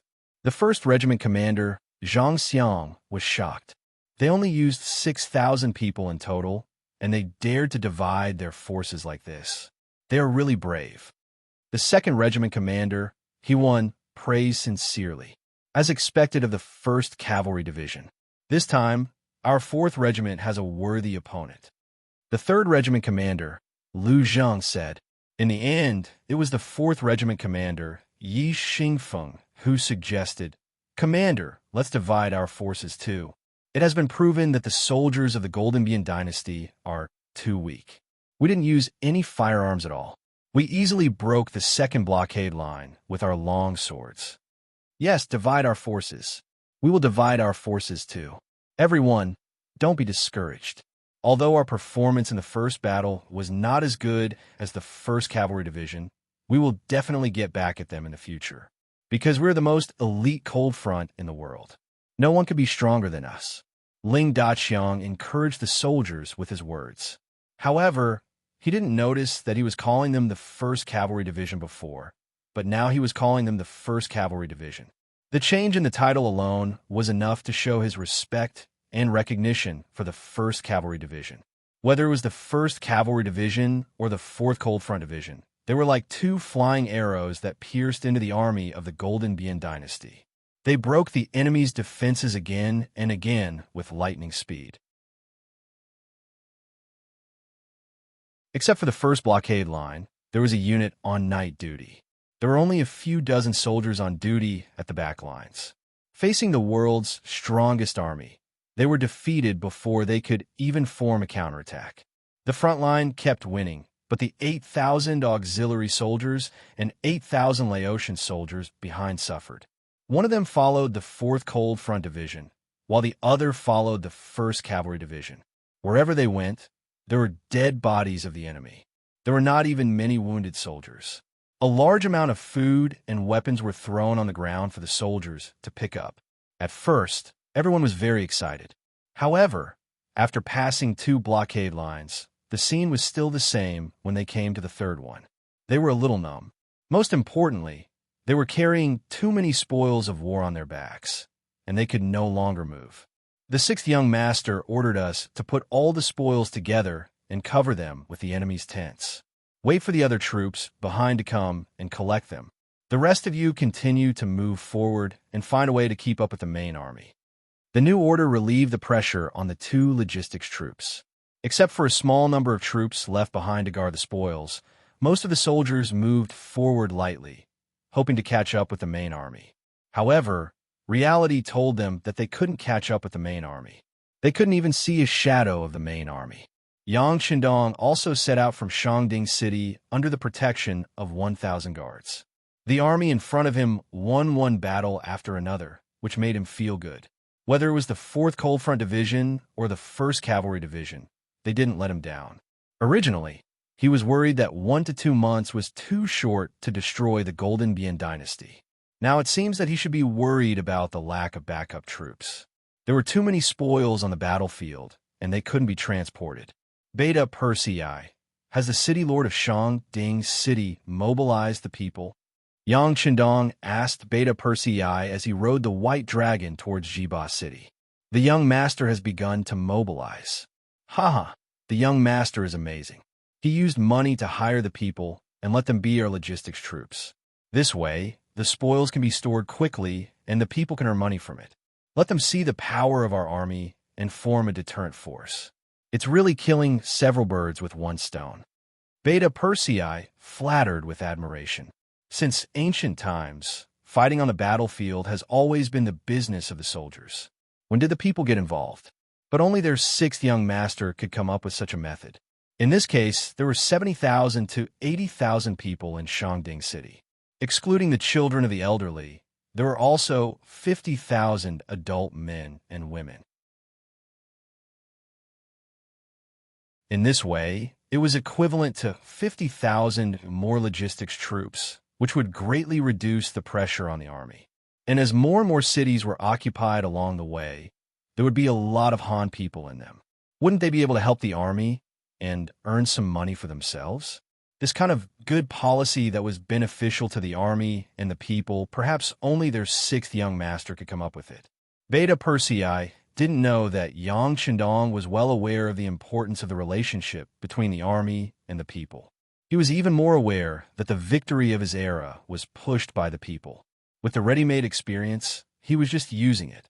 With the participation of 50,000 people, a large number of spoils of war were quickly carried back to Shangding City by the people who pulled the carriages. The mercenaries made money by counting the weight of the items they brought back. They could earn as much money as they wanted. Soon, the people tied the spoils of war to their bodies. Those who came late had nothing left to take. Fortunately, the mercenaries then gave the 6th young master's order. There were no more spoils of war from this battle, but there would be more spoils of war if they captured other cities. If the people wanted to make money, they could follow behind the mercenaries, and there would be many more opportunities. In this way, a very spectacular scene was formed. The 2 main forces of the mercenaries were charging at the front. In the middle were more than 10,000 mercenaries and logisticians. Behind them were tens of thousands of civilians. Many of the tasks that the logisticians were supposed to do were done by them. This saved them a lot of manpower, allowing them to follow behind the main forces faster and obtain everything they needed. Back to the main topic, after the division of the 1st Cavalry Division, the speed of their advance was significantly faster. At dawn, 3 regiments of 6,000 cavalry had already arrived at a valley 5 miles outside of Jiba City. At this moment, the city gate of Jiba City had not yet opened. In one night, they killed nearly 30,000 enemies and broke through 5 blockade lines in a row. Surprisingly, the 1st Cavalry Division did not have a single death, and only a few dozen people were slightly injured. After a simple dressing, they ate and rested, waiting for the city gate to open to kill.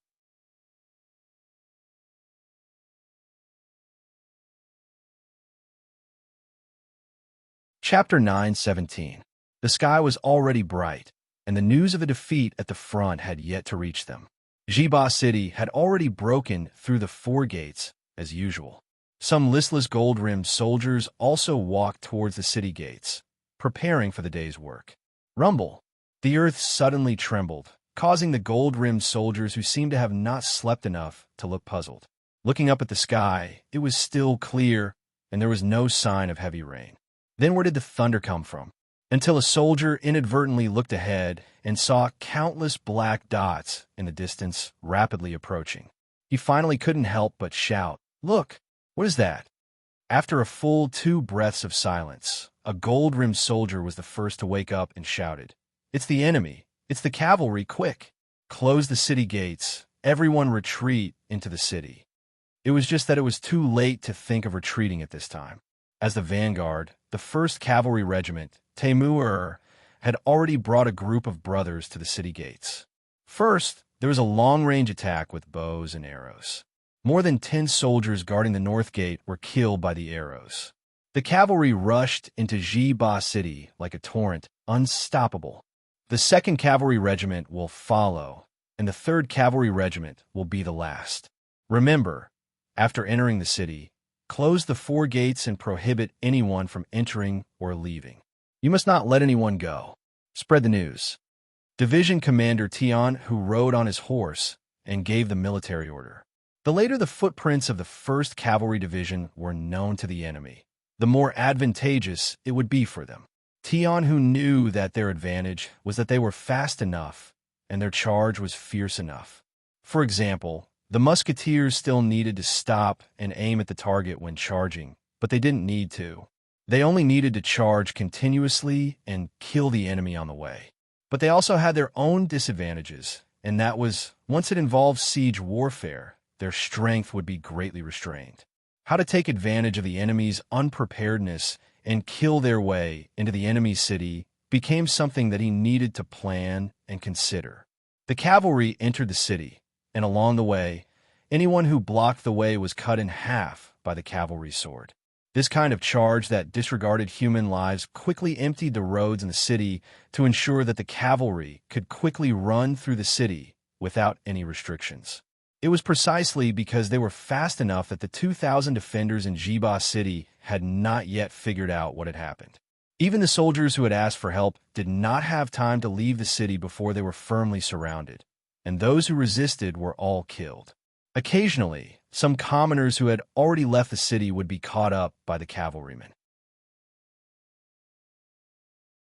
Those who refused to return to the city would naturally end up dead. 2 hours later, when it was almost noon, the situation in Jiba City was under control. The people stayed at home, and the surrendered soldiers were locked up in the barracks. The management of the entire city fell into the hands of Division Commander Tian Hu. Tell everyone to eat and take the time to rest. We still have to continue our journey. Tian Hu ordered the messenger beside him as he ate the hot dishes prepared by the chefs in the city lord mansion. After noon, the mighty bicycle army finally arrived. As soon as the 4th Division of the Cold Front Division appeared outside the city, the north gate of Jiba City was opened from the inside. A line of cavalry poured out and made a gesture of welcoming them into the city. The 1st Cavalry Division is really fast. With a sigh, Division Commander De Chong led the army into the city. Only half an hour later, the 1st Cavalry Division, who had been properly rested, left the city again. They handed over the management of Jiba City to the 4th Division of the Cold Front Division. In this regard, some of the officers of the 4th Division of the Cold Front Division were naturally unhappy. They were the main force, okay? Now it was like they were logistics troops receiving goods. But they had no choice. They rushed all the way here, and even their legs were sore from riding the bicycle. Now that they no longer had the strength to continue fighting outside the city, the name of the vanguard could only be placed on the 1st Cavalry Division. Compared to the 4th Division of the Cold Front Division, which was only a few hours later, 8,000 auxiliary soldiers and 8,000 Lao soldiers rushed to Jiba City early the next morning. Then, the management of the city was once again handed over. The 4th Division of the Cold Front Division went straight to Jigging City, another important city of the Phnom Penh dynasty in the south. Jigging City, the main city in the north of the Phnom Penh dynasty.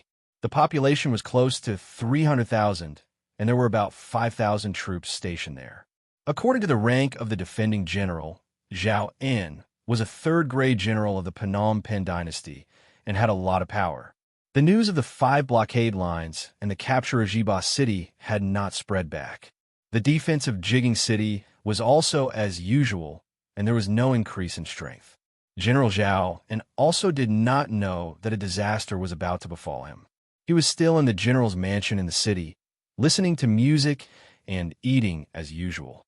The 1st Cavalry Division, after rushing for half a day and a night, finally arrived 10 miles away from Jigging City before dawn.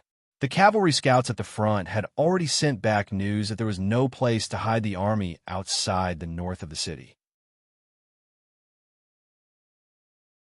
Thus, Division Commander Tian, who gave the order for everyone to rest at a spot 10 li away from the city to recover their energy and charge into the city with vigor.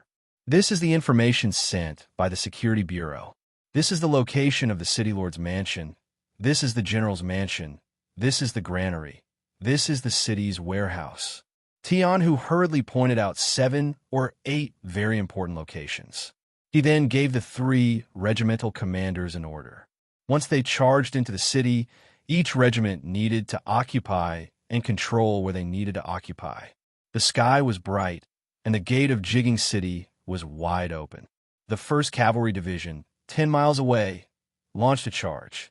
Just like in Jiba City, the appearance of the cavalry caught the defenders in the city by surprise. Just like in Jiba City, the cavalry did not even have time to close the city gate. Dozens of bows and arrows pierced through the air, and at the same time, the cavalry rushed into the city. Jigging City fell into the enemy's hands.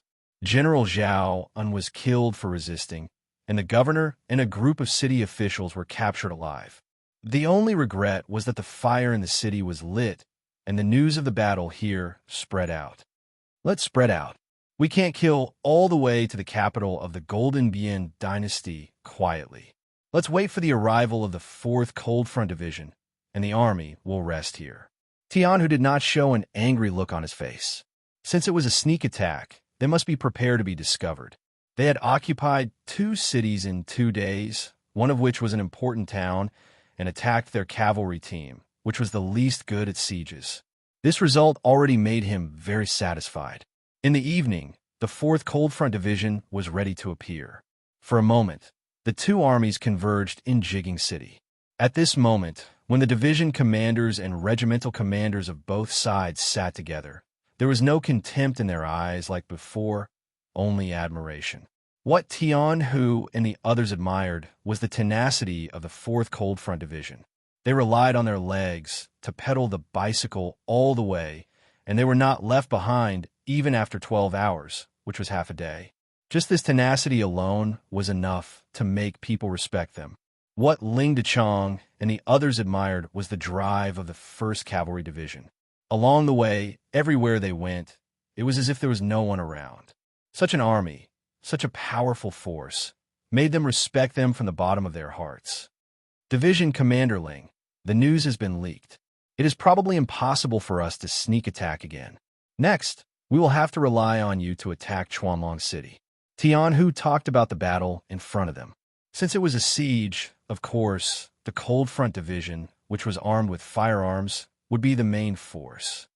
Haha, no problem, no problem. Division Commander Tian and the others must be tired from the journey, and the war horses also need to be fed. This battle will depend on the 4th Division's performance, Ling Dechong said with a polite face. In his heart, he felt a sense of exaltation. Along the way, the 1st Cavalry Division had always been ahead of them. This time, they could finally perform well. Okay, Tian, who still had a calm face as he replied. Perhaps he understood Ling Dechong's meaning, or perhaps he didn't. However, they were all members of the mercenary army, and there were some jobs that required cooperation. Ling Dechong laughed and left. Tian, who then said to the soldier beside him, inform the 3 regimental commanders to let them and the soldiers rest well. There will be a big battle soon. The 4th Cold Front Division moved quickly. Perhaps they were eager to show off. On the afternoon of the 2nd day, when the 4 auxiliary battalions in charge of receiving the captives arrived, they handed over the mission of guarding Jujing City. Then, the army left the city and rushed to Chuanlong City, which was 120 miles away. Standing on the city gate tower, Temu watched the 4th Cold Front Division leave the city. He couldn't help but ask, are we handing over the mission of being the vanguard? Of course not. But for now, rest is the priority. Tianhu shook his head and then ordered the 3 regimental commanders. The 4th Division of the Cold Front left Orangewell City and used an afternoon to ride to the outskirts of Chuanlong City. Facing the tightly shut city gates, Division Commander Dechong gave the order and the mortars roared, hitting the city walls in the north. A huge hole appeared. A group that had long been prepared at the side sounded the bugle call to charge. 2,000 soldiers rushed out and entered Chuanlong City. The siege was unexpectedly smooth.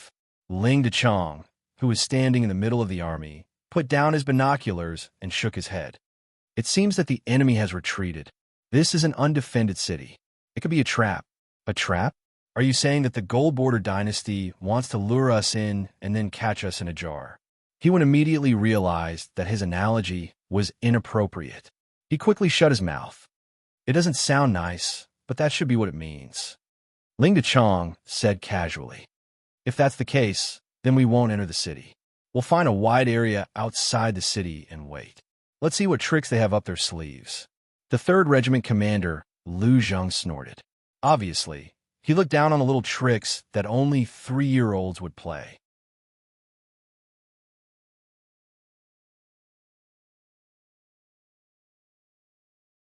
Chapter 9:18. Commander Yi, what do you think? Ling Dechong seemed to value Yi Xingfeng a lot, or maybe he was very democratic. In any case, every time he discussed something, he needed everyone to express their opinion. The 4th Commander, Yi Xingfeng, narrowed his eyes. We can do as Commander Lu says, but if we do that, the enemy will definitely not attack rashly. If that happens, we will lose a chance to kill the enemy. What do you mean? Are we going to jump into a trap, even if we know it's one? Is it just to lure the enemy? 3rd Commander Lu Zheng saw that Yi Xingfeng was going to reject his suggestion, so his voice carried a trace of doubt. If we want to kill more enemies, then we should jump in. The 6th Young Master has taught us a lesson. Only by eliminating the enemy's strength to the greatest extent can we establish an invincible foundation. I just don't want to miss a chance to kill the enemy. Sigh, it would be great if Under Heaven's Cavalry Division No. 1 moved with us. With their cooperation, even if it was a trap, we could easily tear a hole in it. Yi Xingfeng said honestly. He had no intention of targeting Commander Lu Zheng. It was just that in a war, there were differences between the main force and the cooperation. It was normal to have different opinions, but to have grudges because of work was a serious work problem. Long before the battle, Yang Qindong had told them that if they found any grudges between officers of the same rank due to work, the wrongdoer would be severely punished. It was even possible that they would be stripped of their uniform and be expelled from the army. This was just one of Yang Qindong's strategies. It was to prevent disunity between officers. This was because the result of distrust could cause a war to go from victory to defeat. Yi Xingfeng thought of this and didn't want to argue with Lu Zheng. Lu Zheng seemed to have thought of something as well. He didn't argue with Yi Xingfeng and chose to keep quiet. Since he had already expressed his opinion, what to do next would be up to his division commander. Ling Dechang didn't care about the opinions of his subordinates. It was normal to have disagreements at work. Since he was able to take on the role of commander of Lungfeng, there was no problem with his personality. What he was thinking about now was whether he should enter the city or not. Just as Yi Xingfeng had said, once they entered the city, there would naturally be dangers. It was even possible for them to be surrounded. However, if they didn't enter the city, the enemy wouldn't appear. In this way, they wouldn't be able to severely damage the enemy's strength. Once the army enters the city, I don't believe that with the strength of our Cold Front Division, we will be afraid of these gold-edged soldiers. As for the 1st Cavalry Division, they are too tired from being the vanguard. Let them have a good rest in Orangewell City tonight. Ling Daqiang finally made the decision to enter the city. In his view, in front of great strength, all schemes were useless.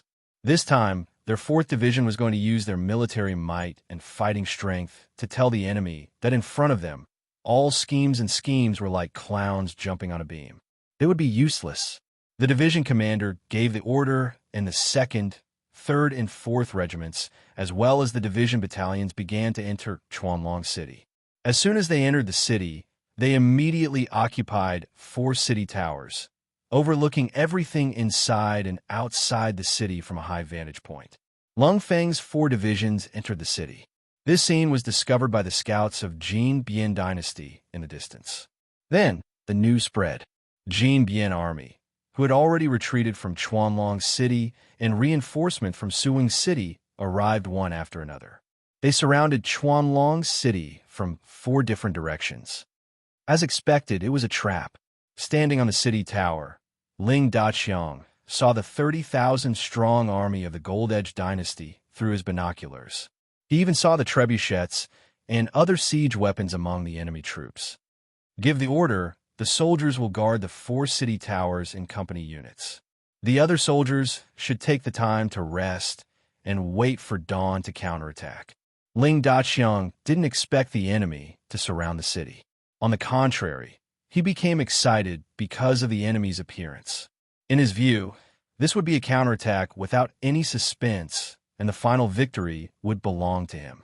However, there was one thing he didn't expect, which was that there was a tactic called the center blossoming.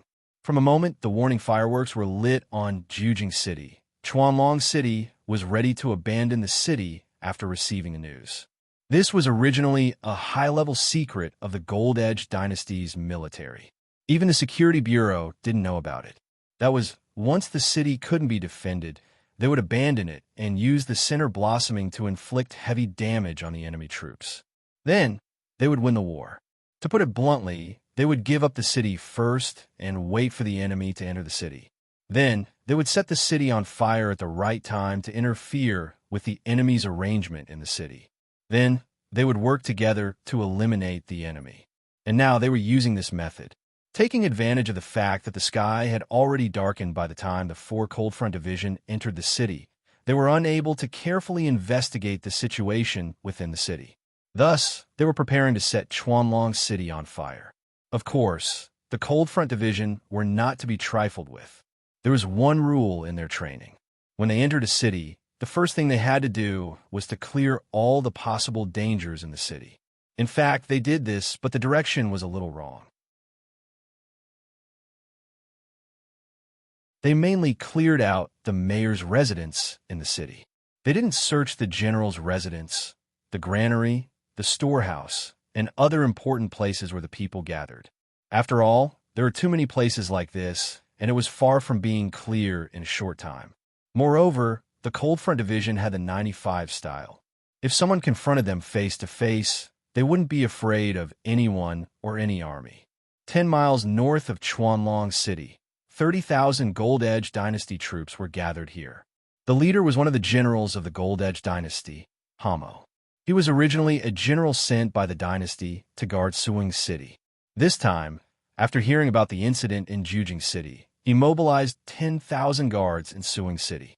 In addition, the guards in some nearby cities gathered together with the soldiers who escaped from Chuanlong City. In a very short time, they set up such a pocket and waited for the mercenaries to enter. After the scouts in front of him sent news that the mercenaries had blasted open the north gate of Chuanlong City, he became very nervous. He even regretted not leaving a few thousand people to guard the city. At least, he could create a false impression for the mercenaries that Chuanlong City was not intentionally given up by him, but was taken by force. This way, the other party could enter the city and trick them. Hamo prayed in his heart that the mercenaries must enter the city. Otherwise, all his preparations would be in vain. Not only that, he might even be accused of giving up on Chuanlong City and retreating without a fight. Amidst his nervousness, time seemed to pass very slowly. When the scouts sent news that the mercenaries had all entered the city, and there were nearly 10,000 of them, Hamo's anxious heart slowly relaxed. Nearly 10,000 enemies were now surrounded by him. With 3 times the number of soldiers and the support of the people in the city, Hamo seemed to see a golden path in front of him. Or mercenaries. Even General Dagon and General Hun Sun had been defeated by such a powerful enemy. If he defeated them, wouldn't that prove that he was more powerful than these 2 generals? At that time, everyone would think highly of him. At that time, wouldn't glory, splendor, and wealth be within reach? Excited, Hamo began to mobilize his troops. Of the 30,000 soldiers under him, 20,000 were sent out, 5,000 to each gate. He wanted to teach the mercenaries a lesson. The outside of Chuanlong City was completely surrounded. Inside the city, Ling Daqiang did not panic in the slightest. At this moment, he was only waiting for the enemy to take the initiative to attack. Then, he would let the enemy know that in the face of great power, this so-called siege was a joke. Just as Ling Daqiang was waiting for the other party to attack, he suddenly felt the surrounding temperature rise. Then, a huge fire shone on his face, and his expression turned ugly in an instant. Reporting to Division Commander, many places in the city have been set ablaze, and the fire is spreading rapidly. The 4 commanders asked for instructions. What should we do? Reporting to Division Commander, the fire has spread everywhere, and it is impossible to extinguish it. Moreover, it seems to be surrounding our army. The 4 commanders asked for instructions. Should we break out of the city? Reporting to Division Commander, we must retreat. The fire is about to reach you. Please leave with us. News after news was sent to Ling Daqiang, and he finally figured out what the Phnom Penh army was planning. He thought that he had been very careful, but he did not expect the enemy to be so crazy. The fire started in the residential area first, and many people in the city would be buried with it. Really ruthless. Ling Daqiang sighed and sighed. In order to win, the Phnom Penh army treated the lives of the people like grass. He shook his head and issued a military order, ordering all the troops to withdraw from the North Gate. After issuing the order, Ling Daqiang staggered and almost fell to the ground. Forcibly leaving the city in the middle of the night was not a wise move. Although the 4 divisions of the Cold Front were well trained, and there should be no chaos in the army, it was inevitable that they would suffer losses in a hurry. Ling Daqiang, who was supported by the guards, was now thinking of reducing the losses as much as possible. If the 4 divisions were seriously injured because of this, he was afraid that he would not have the face to see the 6th young master and his other comrades. The fire was burning in Chuanlong City, and it was clearly visible from far away. In the middle of the Phnom Penh army, General Hamo laughed. He did not dare to expect that the 30,000 troops could eliminate nearly 10,000 mercenaries, but as long as they could seriously injure them and force them to retreat, it would be a great achievement.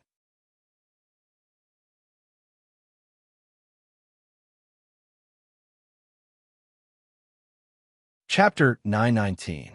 The golden path was right in front of him, and it was only a matter of time before he was made a marquis. At this moment, Hamo felt that the air was so fresh and life was so beautiful. However, all of this quickly disappeared. A group of cavalrymen had entered the battlefield at some point in time and were heading straight for the side of his army. Kill. Don't leave a single one alive. Tian, who rode on his horse and waved his two swords as he killed his way into the middle of the Phnom Penh army. One by one, the unprepared Phnom Penh soldiers were cut down under their horses. The sudden appearance of the 1st Cavalry Division was completely out of Hamo's expectations. Faced with this sudden attack, the Central Army did not even last half an hour before collapsing. Even more people were scared out of their wits in the face of this murderous god from hell. They did not even have the courage to fight and turn to flee. More and more deserters appeared, and Hubo led the 2nd Regiment to attack from the left flank. Wherever they went, it was like hell on earth, and those who stood in their way were either dead or heavily injured. Their sharp sabers beheaded enemy after enemy, and the morale of the Phnom Penh army was completely crushed. Seeing the heads of the soldiers sent flying in just a few moments, Hamo was also scared out of his wits. He abandoned his army and fled under the protection of some of his personal guards. There's an enemy cavalry unit over there. Chase after them. Hubo led the charge, and after killing a dozen enemies, he saw Hamo fleeing and immediately led the 3rd Regiment to chase after him. The 1st and 2nd Regiments also entered the battlefield at this moment and began their work like reaping machines. Originally, victory was in their grasp, and even victory was right in front of their eyes. However, the sudden appearance of the world's 1st Cavalry Division changed the situation. With Hamo's escape, the Central Army fell into chaos, and the entire army lost a unified commander. When the 4th Regiment of the Cold Front Division retreated from the north gate of Chuanlong City, they did not see the Central Army that was supposed to be gathered here. There were only 5,000 enemies that were supposed to be here. Open fire, exterminate them. There were only 5,000 enemies. The 1st Regiment commander immediately gave the order to counterattack. The 2,000 soldiers of the 1st Regiment took turns to provide cover as they charged towards the 5,000 enemies. The Gold Edge Army outside the North Gate was very excited when they saw the mercenaries appear. They were waiting for the reinforcements outside the other gates to arrive. Then, they could rush forward with their large number of soldiers. As long as they could fight with the mercenaries, the power of the other party's flintlock would be greatly hindered. With their strength, they might win the final victory. However, after waiting for a long time, not only did they not see any reinforcements, they instead received a piece of shocking news. The main army had been disrupted by the mercenaries' cavalry, and Hamo had already fled towards Suing City. Where did the cavalry come from? Or was this simply the mercenaries' plan to beat them at their own game? Thinking that this might be the other party's plan, the 5,000 soldiers of Phnom Penh who were guarding the North Gate were in a mess. They thought that they had set a trap and were going to deal with others. Only then did he realize that he was the one who had fallen into the trap. Even so, how could they still dare to stay here and wait for the other party to eat them? Before they could charge, the 5,000 soldiers retreated in chaos. Without any threat, the 1st Regiment quickly steadied themselves. Then, the 2nd, 3rd, and 4th Regiment, including the last Division's battalion, safely withdrew from Chuanlong City. Although they were covered in dust when they left the city, and hundreds of soldiers were slightly burned. No one paid with their lives for this. Most importantly, the army withdrew safely and did not encounter the siege outside the city as they had imagined.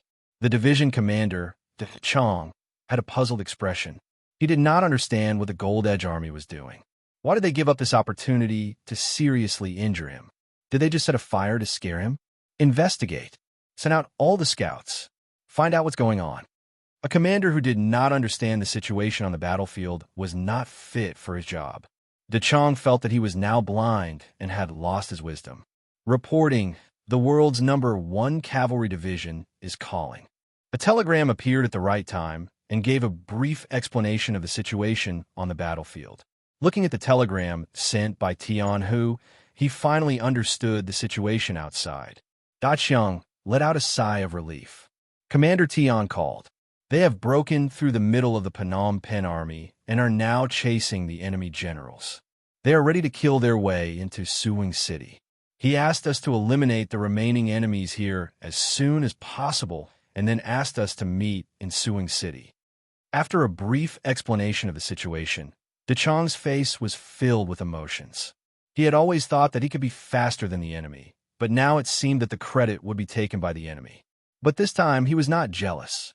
If the enemy had not appeared in time, the 4 divisions of Lung Phone would have been heavily injured. The enemy had saved his life, and he had to acknowledge this debt.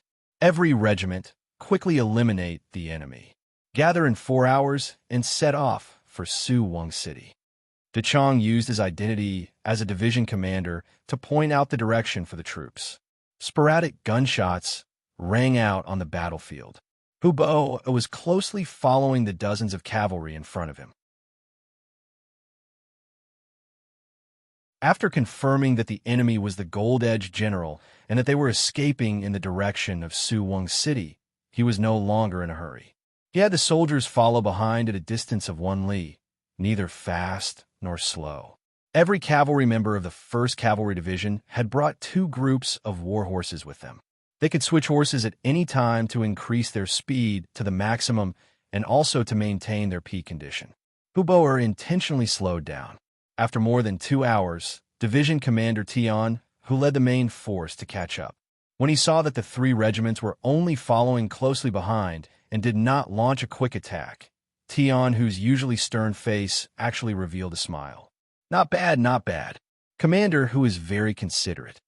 Clearly, Tian, who had seen through Hubo's plan to bait the big fish. With the speed of 1 man and 2 horses of the 1st Cavalry Division, it was naturally not difficult for them to catch up to Hamo. However, they did not do so because they wanted to use this person to knock down Suwing City's sturdy gates. News of their appearance had already spread. It was impossible to sneak into the city like before. Cavalry sieges were ultimately a weakness. If they could not sneak in and force their way through, they could only rely on their wits. Hamo was a very good bait. In order to allow the 3 regiments to successfully complete their mission, Tian, who took the initiative to maintain a certain distance, giving them enough space to execute their plan. When Hubo discovered that the main force was not in a hurry to meet up with him, he relaxed. Since his division commander had already understood his intentions, he would just have to perform well. General Hamo, who was running at the front, would occasionally turn back to look. When he discovered that the distance between the 2 sides was always about 1 li, he finally let out a sigh of relief. Reality had proven that the difference in speed between the 2 sides was not much. This 1 li distance would be his chance of survival. It was supposed to be a night of harvesting the fruits of their victory, but Hammer had been running all night. Around noon the next day, the gates of Suwing City finally appeared in his line of sight. At that moment, he felt like crying. Everyone, your blood will not be shed in vain. I will take care of your families. Right now, this general orders you to bring up the rear and buy time for me to enter the city. When they were 4 li away from the tightly shut gates of Suwing City, Hamo revealed his true appearance and ordered his personal guards to bring up the rear. Behind them was the 1st Cavalry Division. If they stayed behind, they would undoubtedly die. But even if Hamo gave the order, if they disobeyed, they would still die. Moreover, their families would not be taken care of. At this moment, the dozens of bodyguards revealed pained expressions on their faces. General, you must do as you say. I'll leave my mother in your care. General, my son is still young. I hope you can take care of him for a few more years and help him grow up. General, my father's health is not good. The personal guards spoke to Hamo as if they were leaving behind their last words. Then, when they were 1 li away from the gates, the several dozen riders stopped and turned their horses around, preparing to fight to the death and buy time for the general to enter the city. Hamo nodded one by one. He would agree to any request made by his personal guards, but only he knew whether he would really do it. His personal guard stayed behind to bring up the rear. He rode alone to the northern gates of Suwing City and shouted at the top of the city tower, I am General Hamo. I have important military intelligence to report. Open the gates immediately and let me in. General, the enemy is behind you.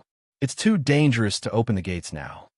A centurion guarding the city looked at the unidentified cavalrymen who were only a mile away from the city gate and said while spinning his legs, "If you can't report this important intelligence to the king, then you will all die. All of you will die. I order you to open the gates now. Hurry." Hamo did not care. He had fled for an entire night and half a day, sacrificing all of his personal guards, all for the sake of his life. To achieve this goal, he had constantly roared and threatened. Hamo's rank in the army was very high. Now that he had given the order, the centurion was forced to open the gates, since there was no general guarding Suwon City. As the gates opened bit by bit, Hamo's face was filled with excitement. When he thought about how he could finally live, he happily turned around. When he turned around, he immediately felt his soul leaving his body. 2 of his 3 souls were gone. He did not know when, but the several dozen personal guards he had left behind had already turned into corpses lying on the ground. The enemy cavalry behind him was less than an arrow's throw away. Open the gates! Open the gates! Hamo's thirst for life made him shout loudly. At that moment, as if the heavens had heard his prayers, the gates finally opened halfway, allowing a cavalry to enter.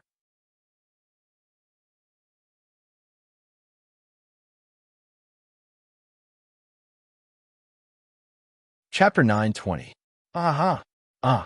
Just as Hammer was about to enter, he suddenly felt a sharp pain in his back.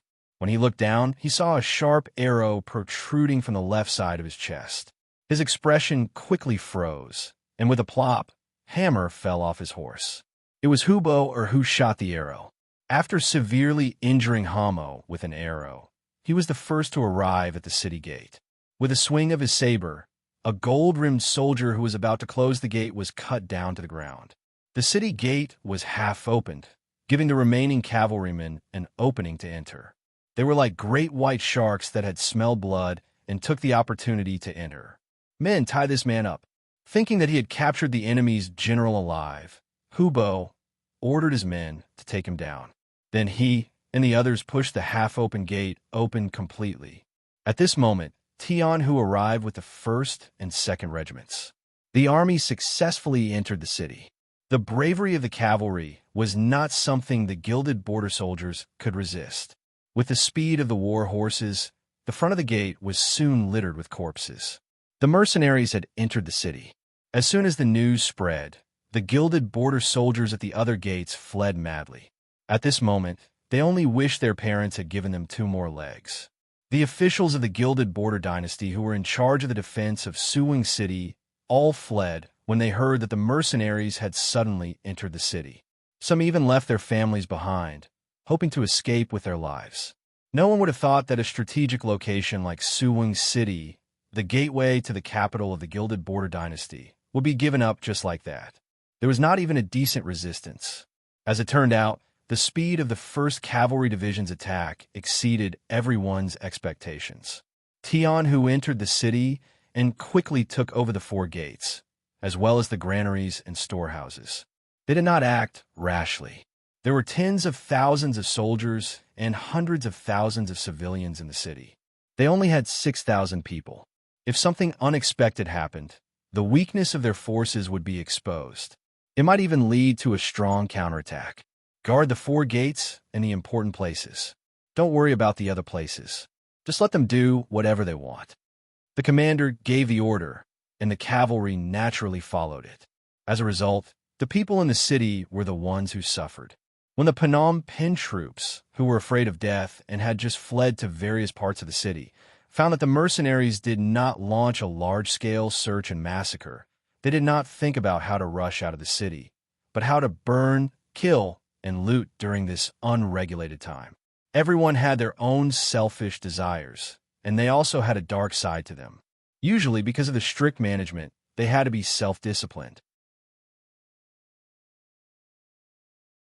Most people didn't dare to show it, but now it was different.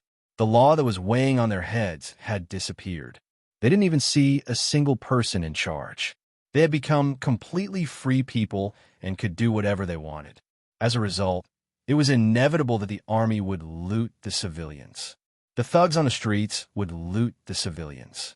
Even the younger and stronger men would form groups of 3 to 5 to loot the civilians. The wealthy families in the city who didn't manage to escape in time couldn't avoid becoming the first targets. Suwon City was in chaos, and there were sounds of fighting and killing everywhere. Who knew how many commoners had suffered an undeserved calamity? Their families' only wealth had been rummaged through and taken away. The young women in the family, or those who were slightly more beautiful, had also become the targets of the robbery. Cries and shouts could be heard incessantly, begging for mercy and complaining. On the streets, one could often see groups of robbers running back and forth. Sometimes, they would even engage in internal strife due to the uneven distribution of the spoils. The sounds of swords clashing were also incessant. Standing on top of the 4 city towers, one could roughly see what was happening in the city center. Tian, who called the 3 commanders to inquire about the situation. But when it came to the civil strife in the city, no one mentioned it. This kind of internal strife was beneficial to the mercenaries. More importantly, after this internal strife, the people here hated the bandits far more than they hated them. Moreover, the mercenaries could enter in the name of suppressing the bandits and take the wealth that originally belonged to the people from the bandits openly. They didn't have to worry about being criticized by others or being pressured by public opinion. Half a day later, the 4th Division of the Lungfeng Army entered Suwon City.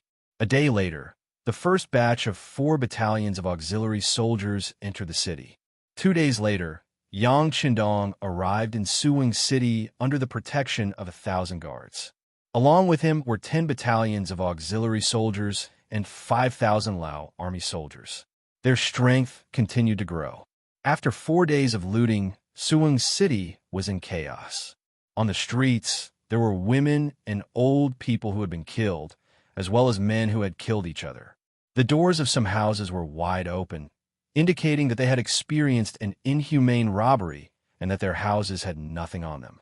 It's time to end this. Pass the order down, reel in the net. Anyone who resists, kill.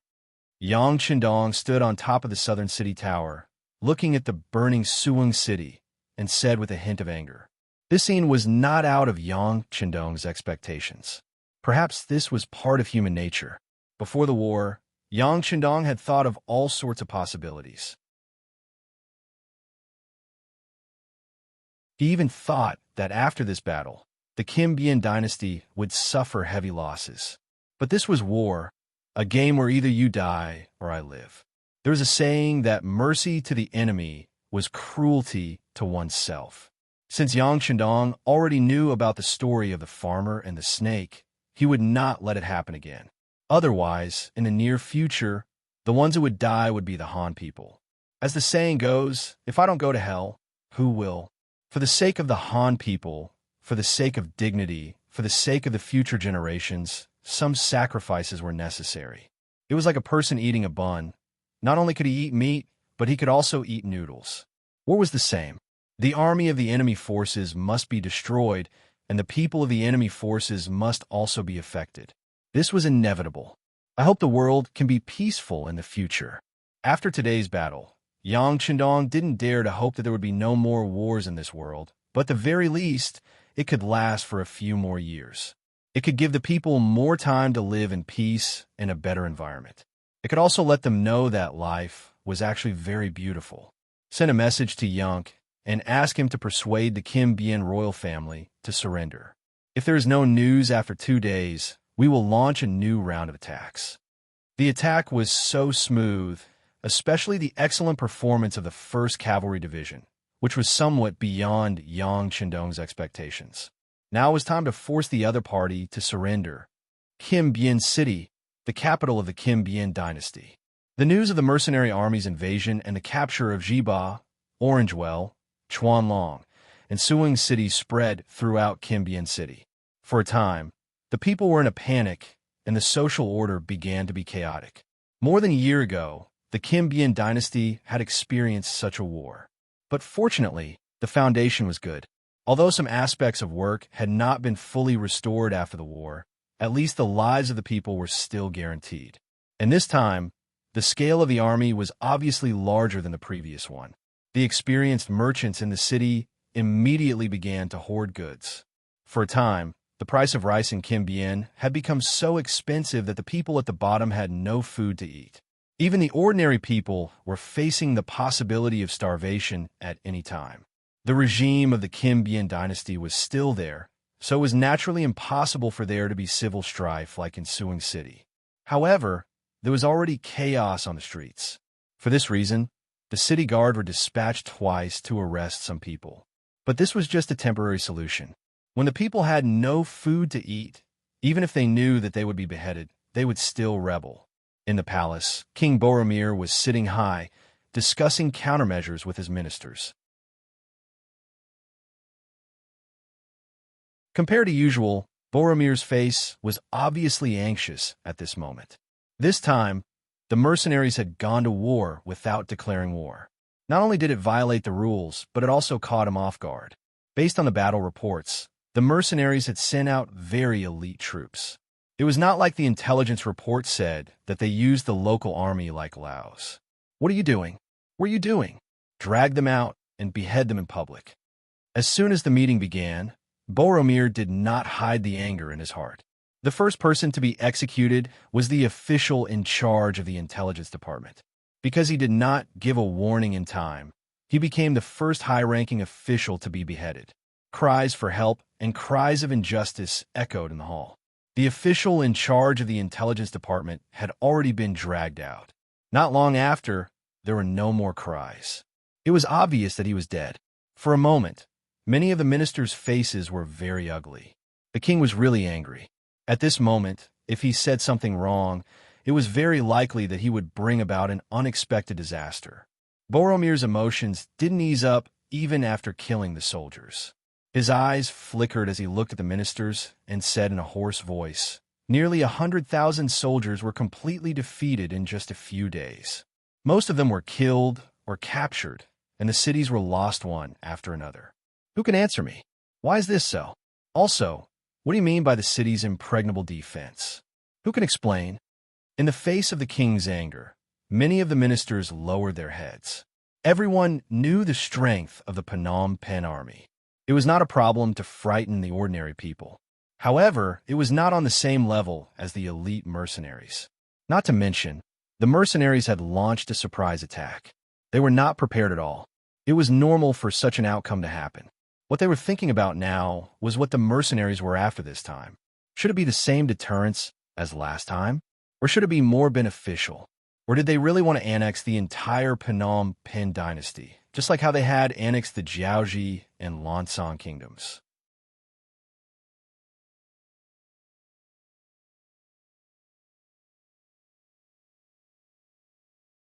Chapter 921. At this moment, the ministers realized that they still knew too little about the mercenaries' appetites and strength. They couldn't make the right judgment and naturally didn't know what to say. The ministers kept their mouths shut, and the palace was so silent that one could hear a pin drop. King Boromir was furious and shouted, "What? Are you all mute? Weren't they all good at talking when they were fighting for power and profit? Why aren't you speaking now? Speak to this prince, otherwise all of you will be thrown into the prison. Speak." Since Boromir was angry, the ministers couldn't remain silent. Right Prime Minister Dun stood at the head of the crowd. He felt that the time was right and was the first to step forward. "Your Majesty, I have something to say." "Right Prime Minister, speak." Boromir's eyes lit up when he saw Dun step forward. "Your Majesty, the mercenaries' representative, Mr. Yunk, has arrived at Golden Rim City and is now in my residence. He brought the latest news of the great Ming dynasty's Duke Zhongwei and requested to meet with your Majesty." Dun looked up at Boromir and said. After he finished speaking, he lowered his head, his eyes focused on his nose, and his nose focused on his heart. He was as silent as a monk. He knew what kind of consequences he would face after saying those words. However, he knew that he would be fine. This was because he represented peace talks. Although this was not the king's first choice, it was still a path of retreat. Unless the mercenaries were defeated, no one would give up this path of retreat so easily. This was where the king's survival lay. Sure enough, After saying this, Dun was immediately attacked by all kinds of people. What traitor? What traitor? What spy? All sorts of accusations were thrown at him. At this moment, the officials were furious. It was as if anyone who did not open their mouths to scold Dwayne might be Dwayne's accomplice. Among them, Left Prime Minister Ding Ding Wei was the most enthusiastic. The last time the mercenaries came, he suffered a lot because he misjudged the situation. Fortunately, he was experienced enough and had the king's trust, so he was able to retain his position. However, since then, he was obviously at a disadvantage when fighting with the right prime minister. After becoming the minister of the left, Ding Ding Wei's wisdom was needless to say. He quickly went into hiding and waited for an opportunity to counterattack. Now that the opportunity presented itself, he would not let it go. He began to scold Dun. When he felt tired, he saluted Boromir and said, "Your Majesty, Dun's heart is no longer with the Golden Bien dynasty. He is clearly a spy for the mercenaries, a spy. This subject requests your Majesty to give the order to kill him, and then surround the right prime minister's residence. Capture the mercenary representative, Yunk, and behead him in public." "Your Majesty, please give the order to kill Dun and the mercenary representative." The courtiers replied in unison, their expressions solemn, as if they had some sort of life-and-death feud with Dun and Skylark. Boromir did not look pleased at the unity of his subordinates. He knew that these officials were just worried that he would make an example out of them. Now that they had another target to vent their anger on, they wanted to divert the conflict. What Dun did really annoyed him. He secretly communicated with the mercenaries without a decree. How could a loyal official do such a thing? For this reason, it wouldn't be too much to teach him a lesson, but there was no need to kill him.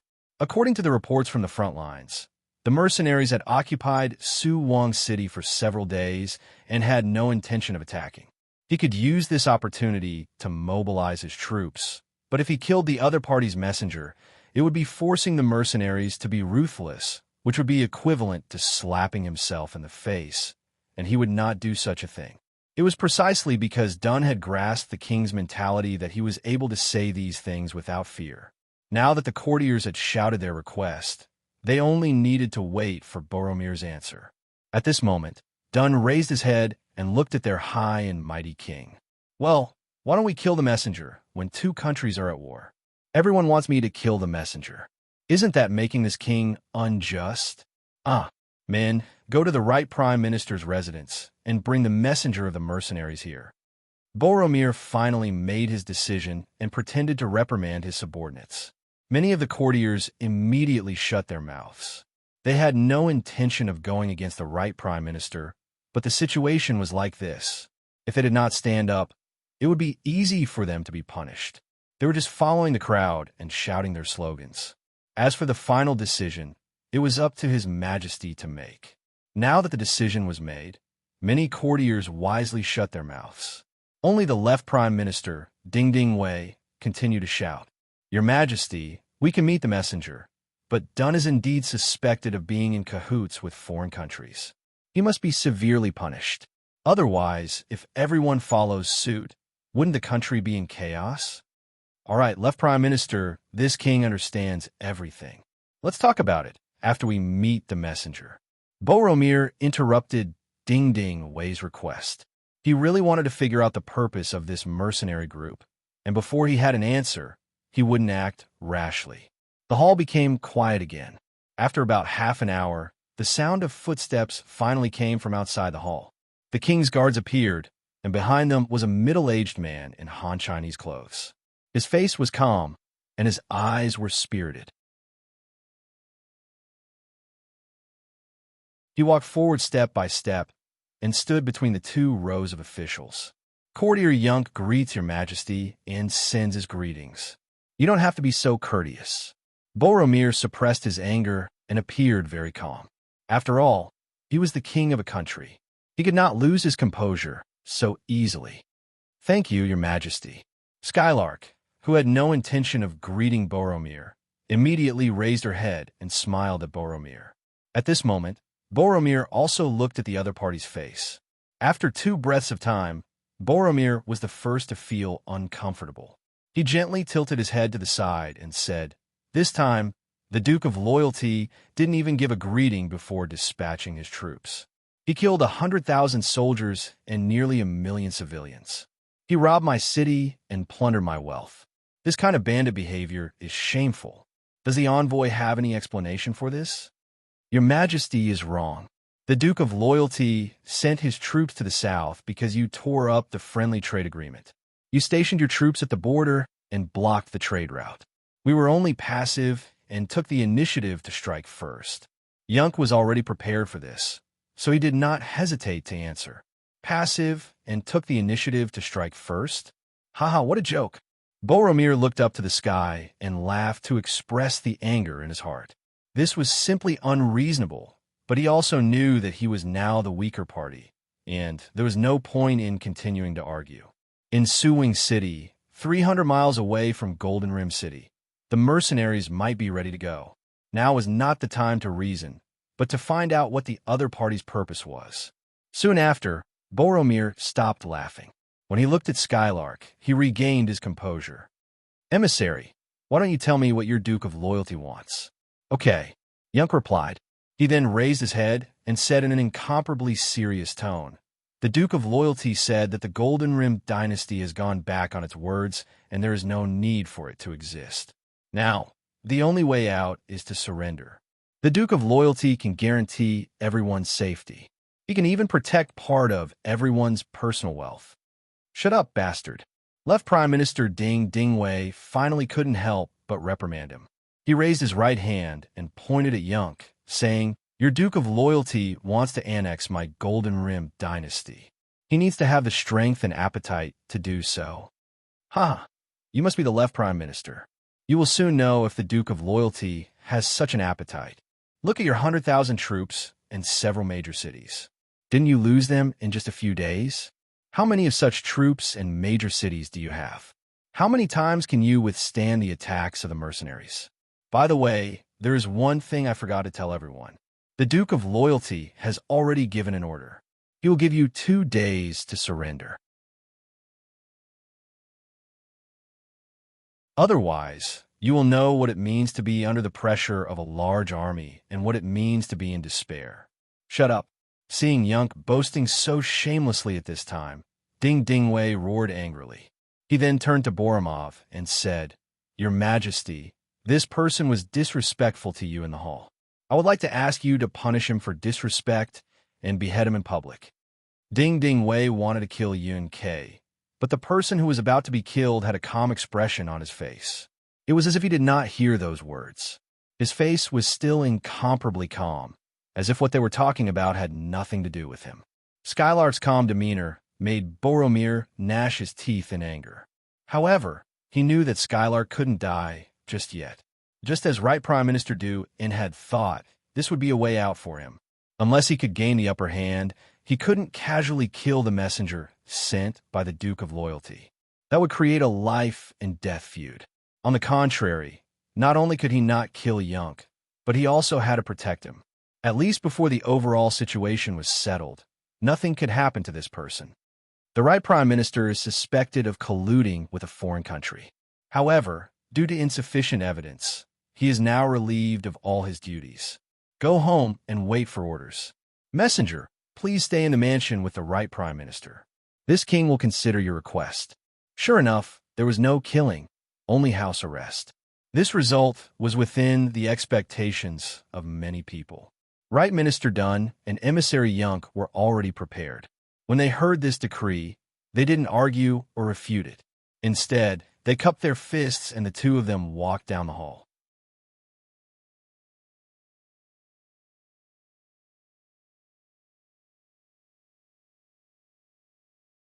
Chapter 922.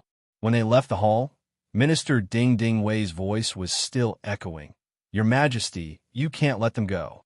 Boromir did not reply immediately. He watched them leave. Then, he said, "How can I let them go? Keeping them alive will only numb the loyalty of the Duke of Valor and the mercenaries. Minister, let me ask you, if we gather the entire country's army to fight the mercenaries, what is the outcome?" Boromir was about to start a war. Ding Ding Wei calmed himself down and said, "There are too many borders between Phnom Penh and Laos. We can't mobilize the troops guarding the eastern cities.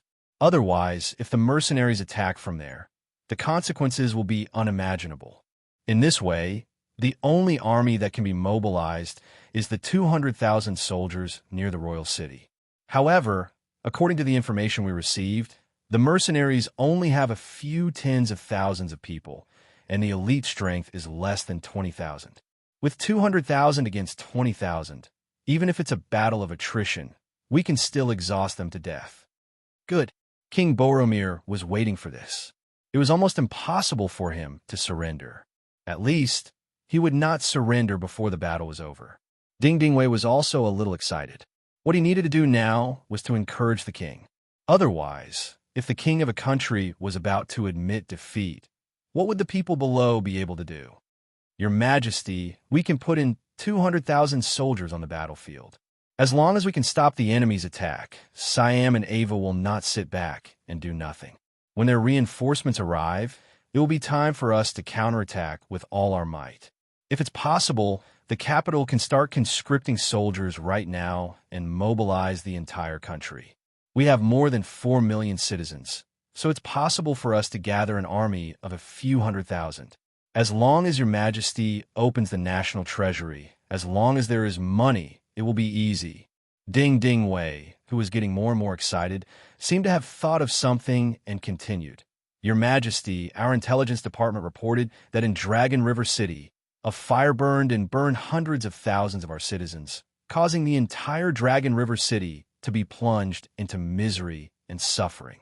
Once the mercenaries' actions are spread out, it will definitely attract the support of the citizens of the country. At that time, we can use the power of the country to block the mercenaries' iron hooves.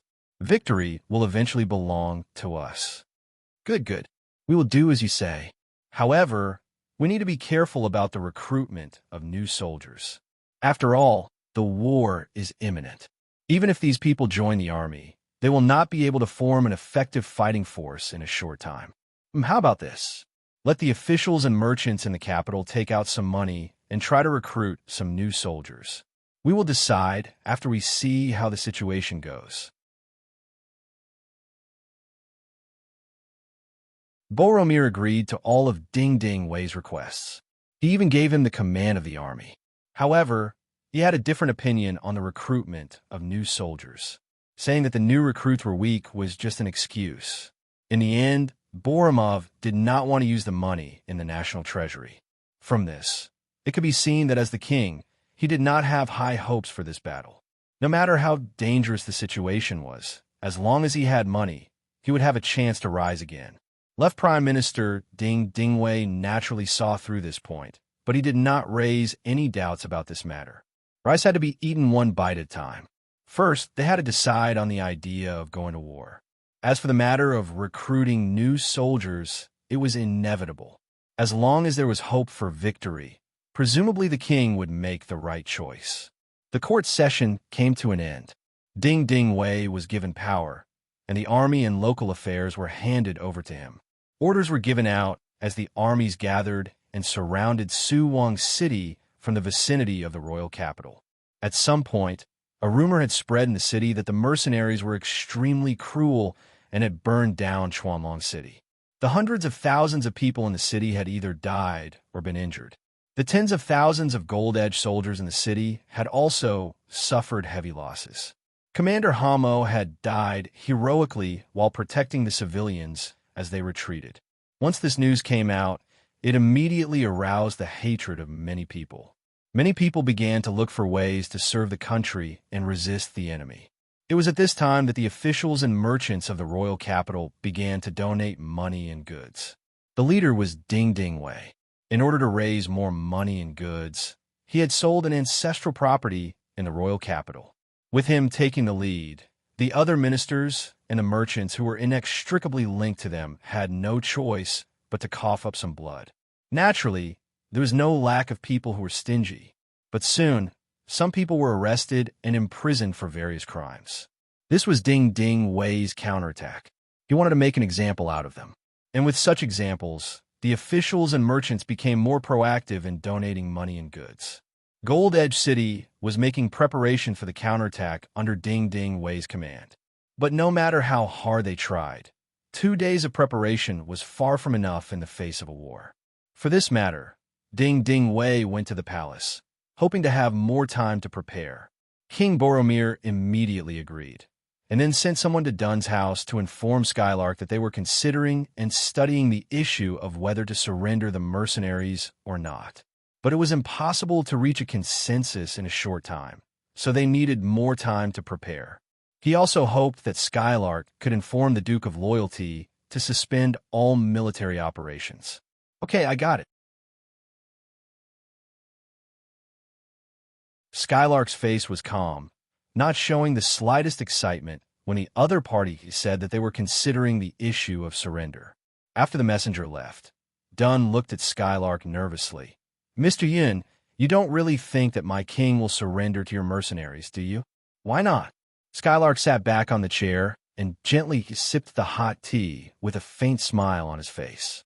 Mr. Yin, although we are under house arrest and can't get out, we can still hear some of the movements on the streets. Now that the entire King's City is preparing to fight against the mercenaries, this is clearly the sign of a great war. The so-called surrender is just a temporary measure to buy time, Dwayne said with a tense expression. It was true that Dun was the right prime minister of the Goldenbean dynasty. However, with the appearance of Skylark and the conditions of the deal, he boarded the mercenary ship. He had already made his stand clear in the court. Now there was no way out.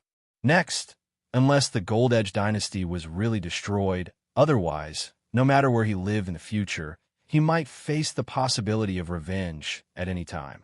So if one had to say who was more nervous about the situation now, it was not Skylark, but Dun.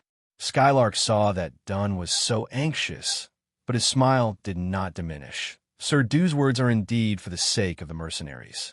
Here, I would like to express my gratitude to you. Hey, we're all family. There's no need to thank me.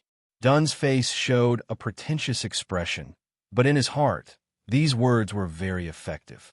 He did not know why he believed Skylark's words so easily. At first, he regretted it. However, the front line of the war continued to send in news about the mercenaries' continuous victories and the Gold Edge army's continuous failures and retreats. He suddenly felt a little fortunate that his choice did not seem to be wrong. He thought that if the mercenaries really captured the Gold Edge dynasty like they did to Jiaoji and Kanglan Kingdom, although he could not be a minister in the court, he would be able to get the position of the president of the Gold Edge Region's Business Association, plus 200,000 taels of silver as a reward. Compared to those ministers who lost their countries, his treatment was quite good. After making up his mind to follow the mercenaries, Dun reminded Skylark to prevent the other party from playing any tricks. Skylark laughed and said, I just said that I know everything. But since Boromir did not make the decision to surrender, the attack after 2 days will not stop. Oh, now there should be 1 day left. Oh, haha. Skylark's answer made Dun stunned at first, then he laughed. Yes, knowing did not mean that he would agree. It was just an attitude of returning the news. It seemed that this time the mercenaries would not stop until they had swallowed the Gold Edge dynasty. At this moment, Dun's worries disappeared. Unaware of the problem in Skylark's answer, Boromir sent someone to inform the left Prime Minister Ding Ding Wei after hearing the reply of the minister, who sent the right Prime Minister back. He said that the mercenaries should not launch any attacks in a short period of time, but he had to prepare faster. It would be best if they could win a big battle in Suing City first. It would boost the morale of the people and at the same time give them more initiative in the following negotiations. Ding Ding Wei, who received the king's order, did not dare to be negligent. He immediately ordered General Hun's son, one of the generals, to lead 50,000 troops to Suing City as the vanguard. There were still 50,000 troops from various places waiting there. When the 100,000 troops were in front of the road, perhaps there would be good news. Ding Ding Wei wanted to tell the mercenaries that this time, the Gold Edge dynasty was ready for a decisive battle. If they must fight, then they would accompany them to the end. It was still unknown who would win and who would lose. At that time, the mercenaries would be deeply involved. At that time, if the Siam Kingdom and the Awa Kingdom took the opportunity to make trouble in the rear of Laos, it would not be easy for the mercenaries to retreat safely. Ding Ding Wei had planned everything very well. As long as he had enough time, with the support of His Majesty, he could confront the mercenaries. The outcome would be full of suspense. Once he defeated the mercenaries, his reputation would be unparalleled. In the future, history would have a fair evaluation of him, and it was even possible that it would be full of praise. You're tuning in to the Romance Rendezvous YouTube channel. We're so grateful for your support, and don't forget to subscribe to join us on this incredible journey through captivating stories. Your generosity through donations truly makes a world of difference, as it's the primary source of revenue that allows me to expand and enhance this channel for you. Thank you from the bottom of my heart for being a part of this adventure.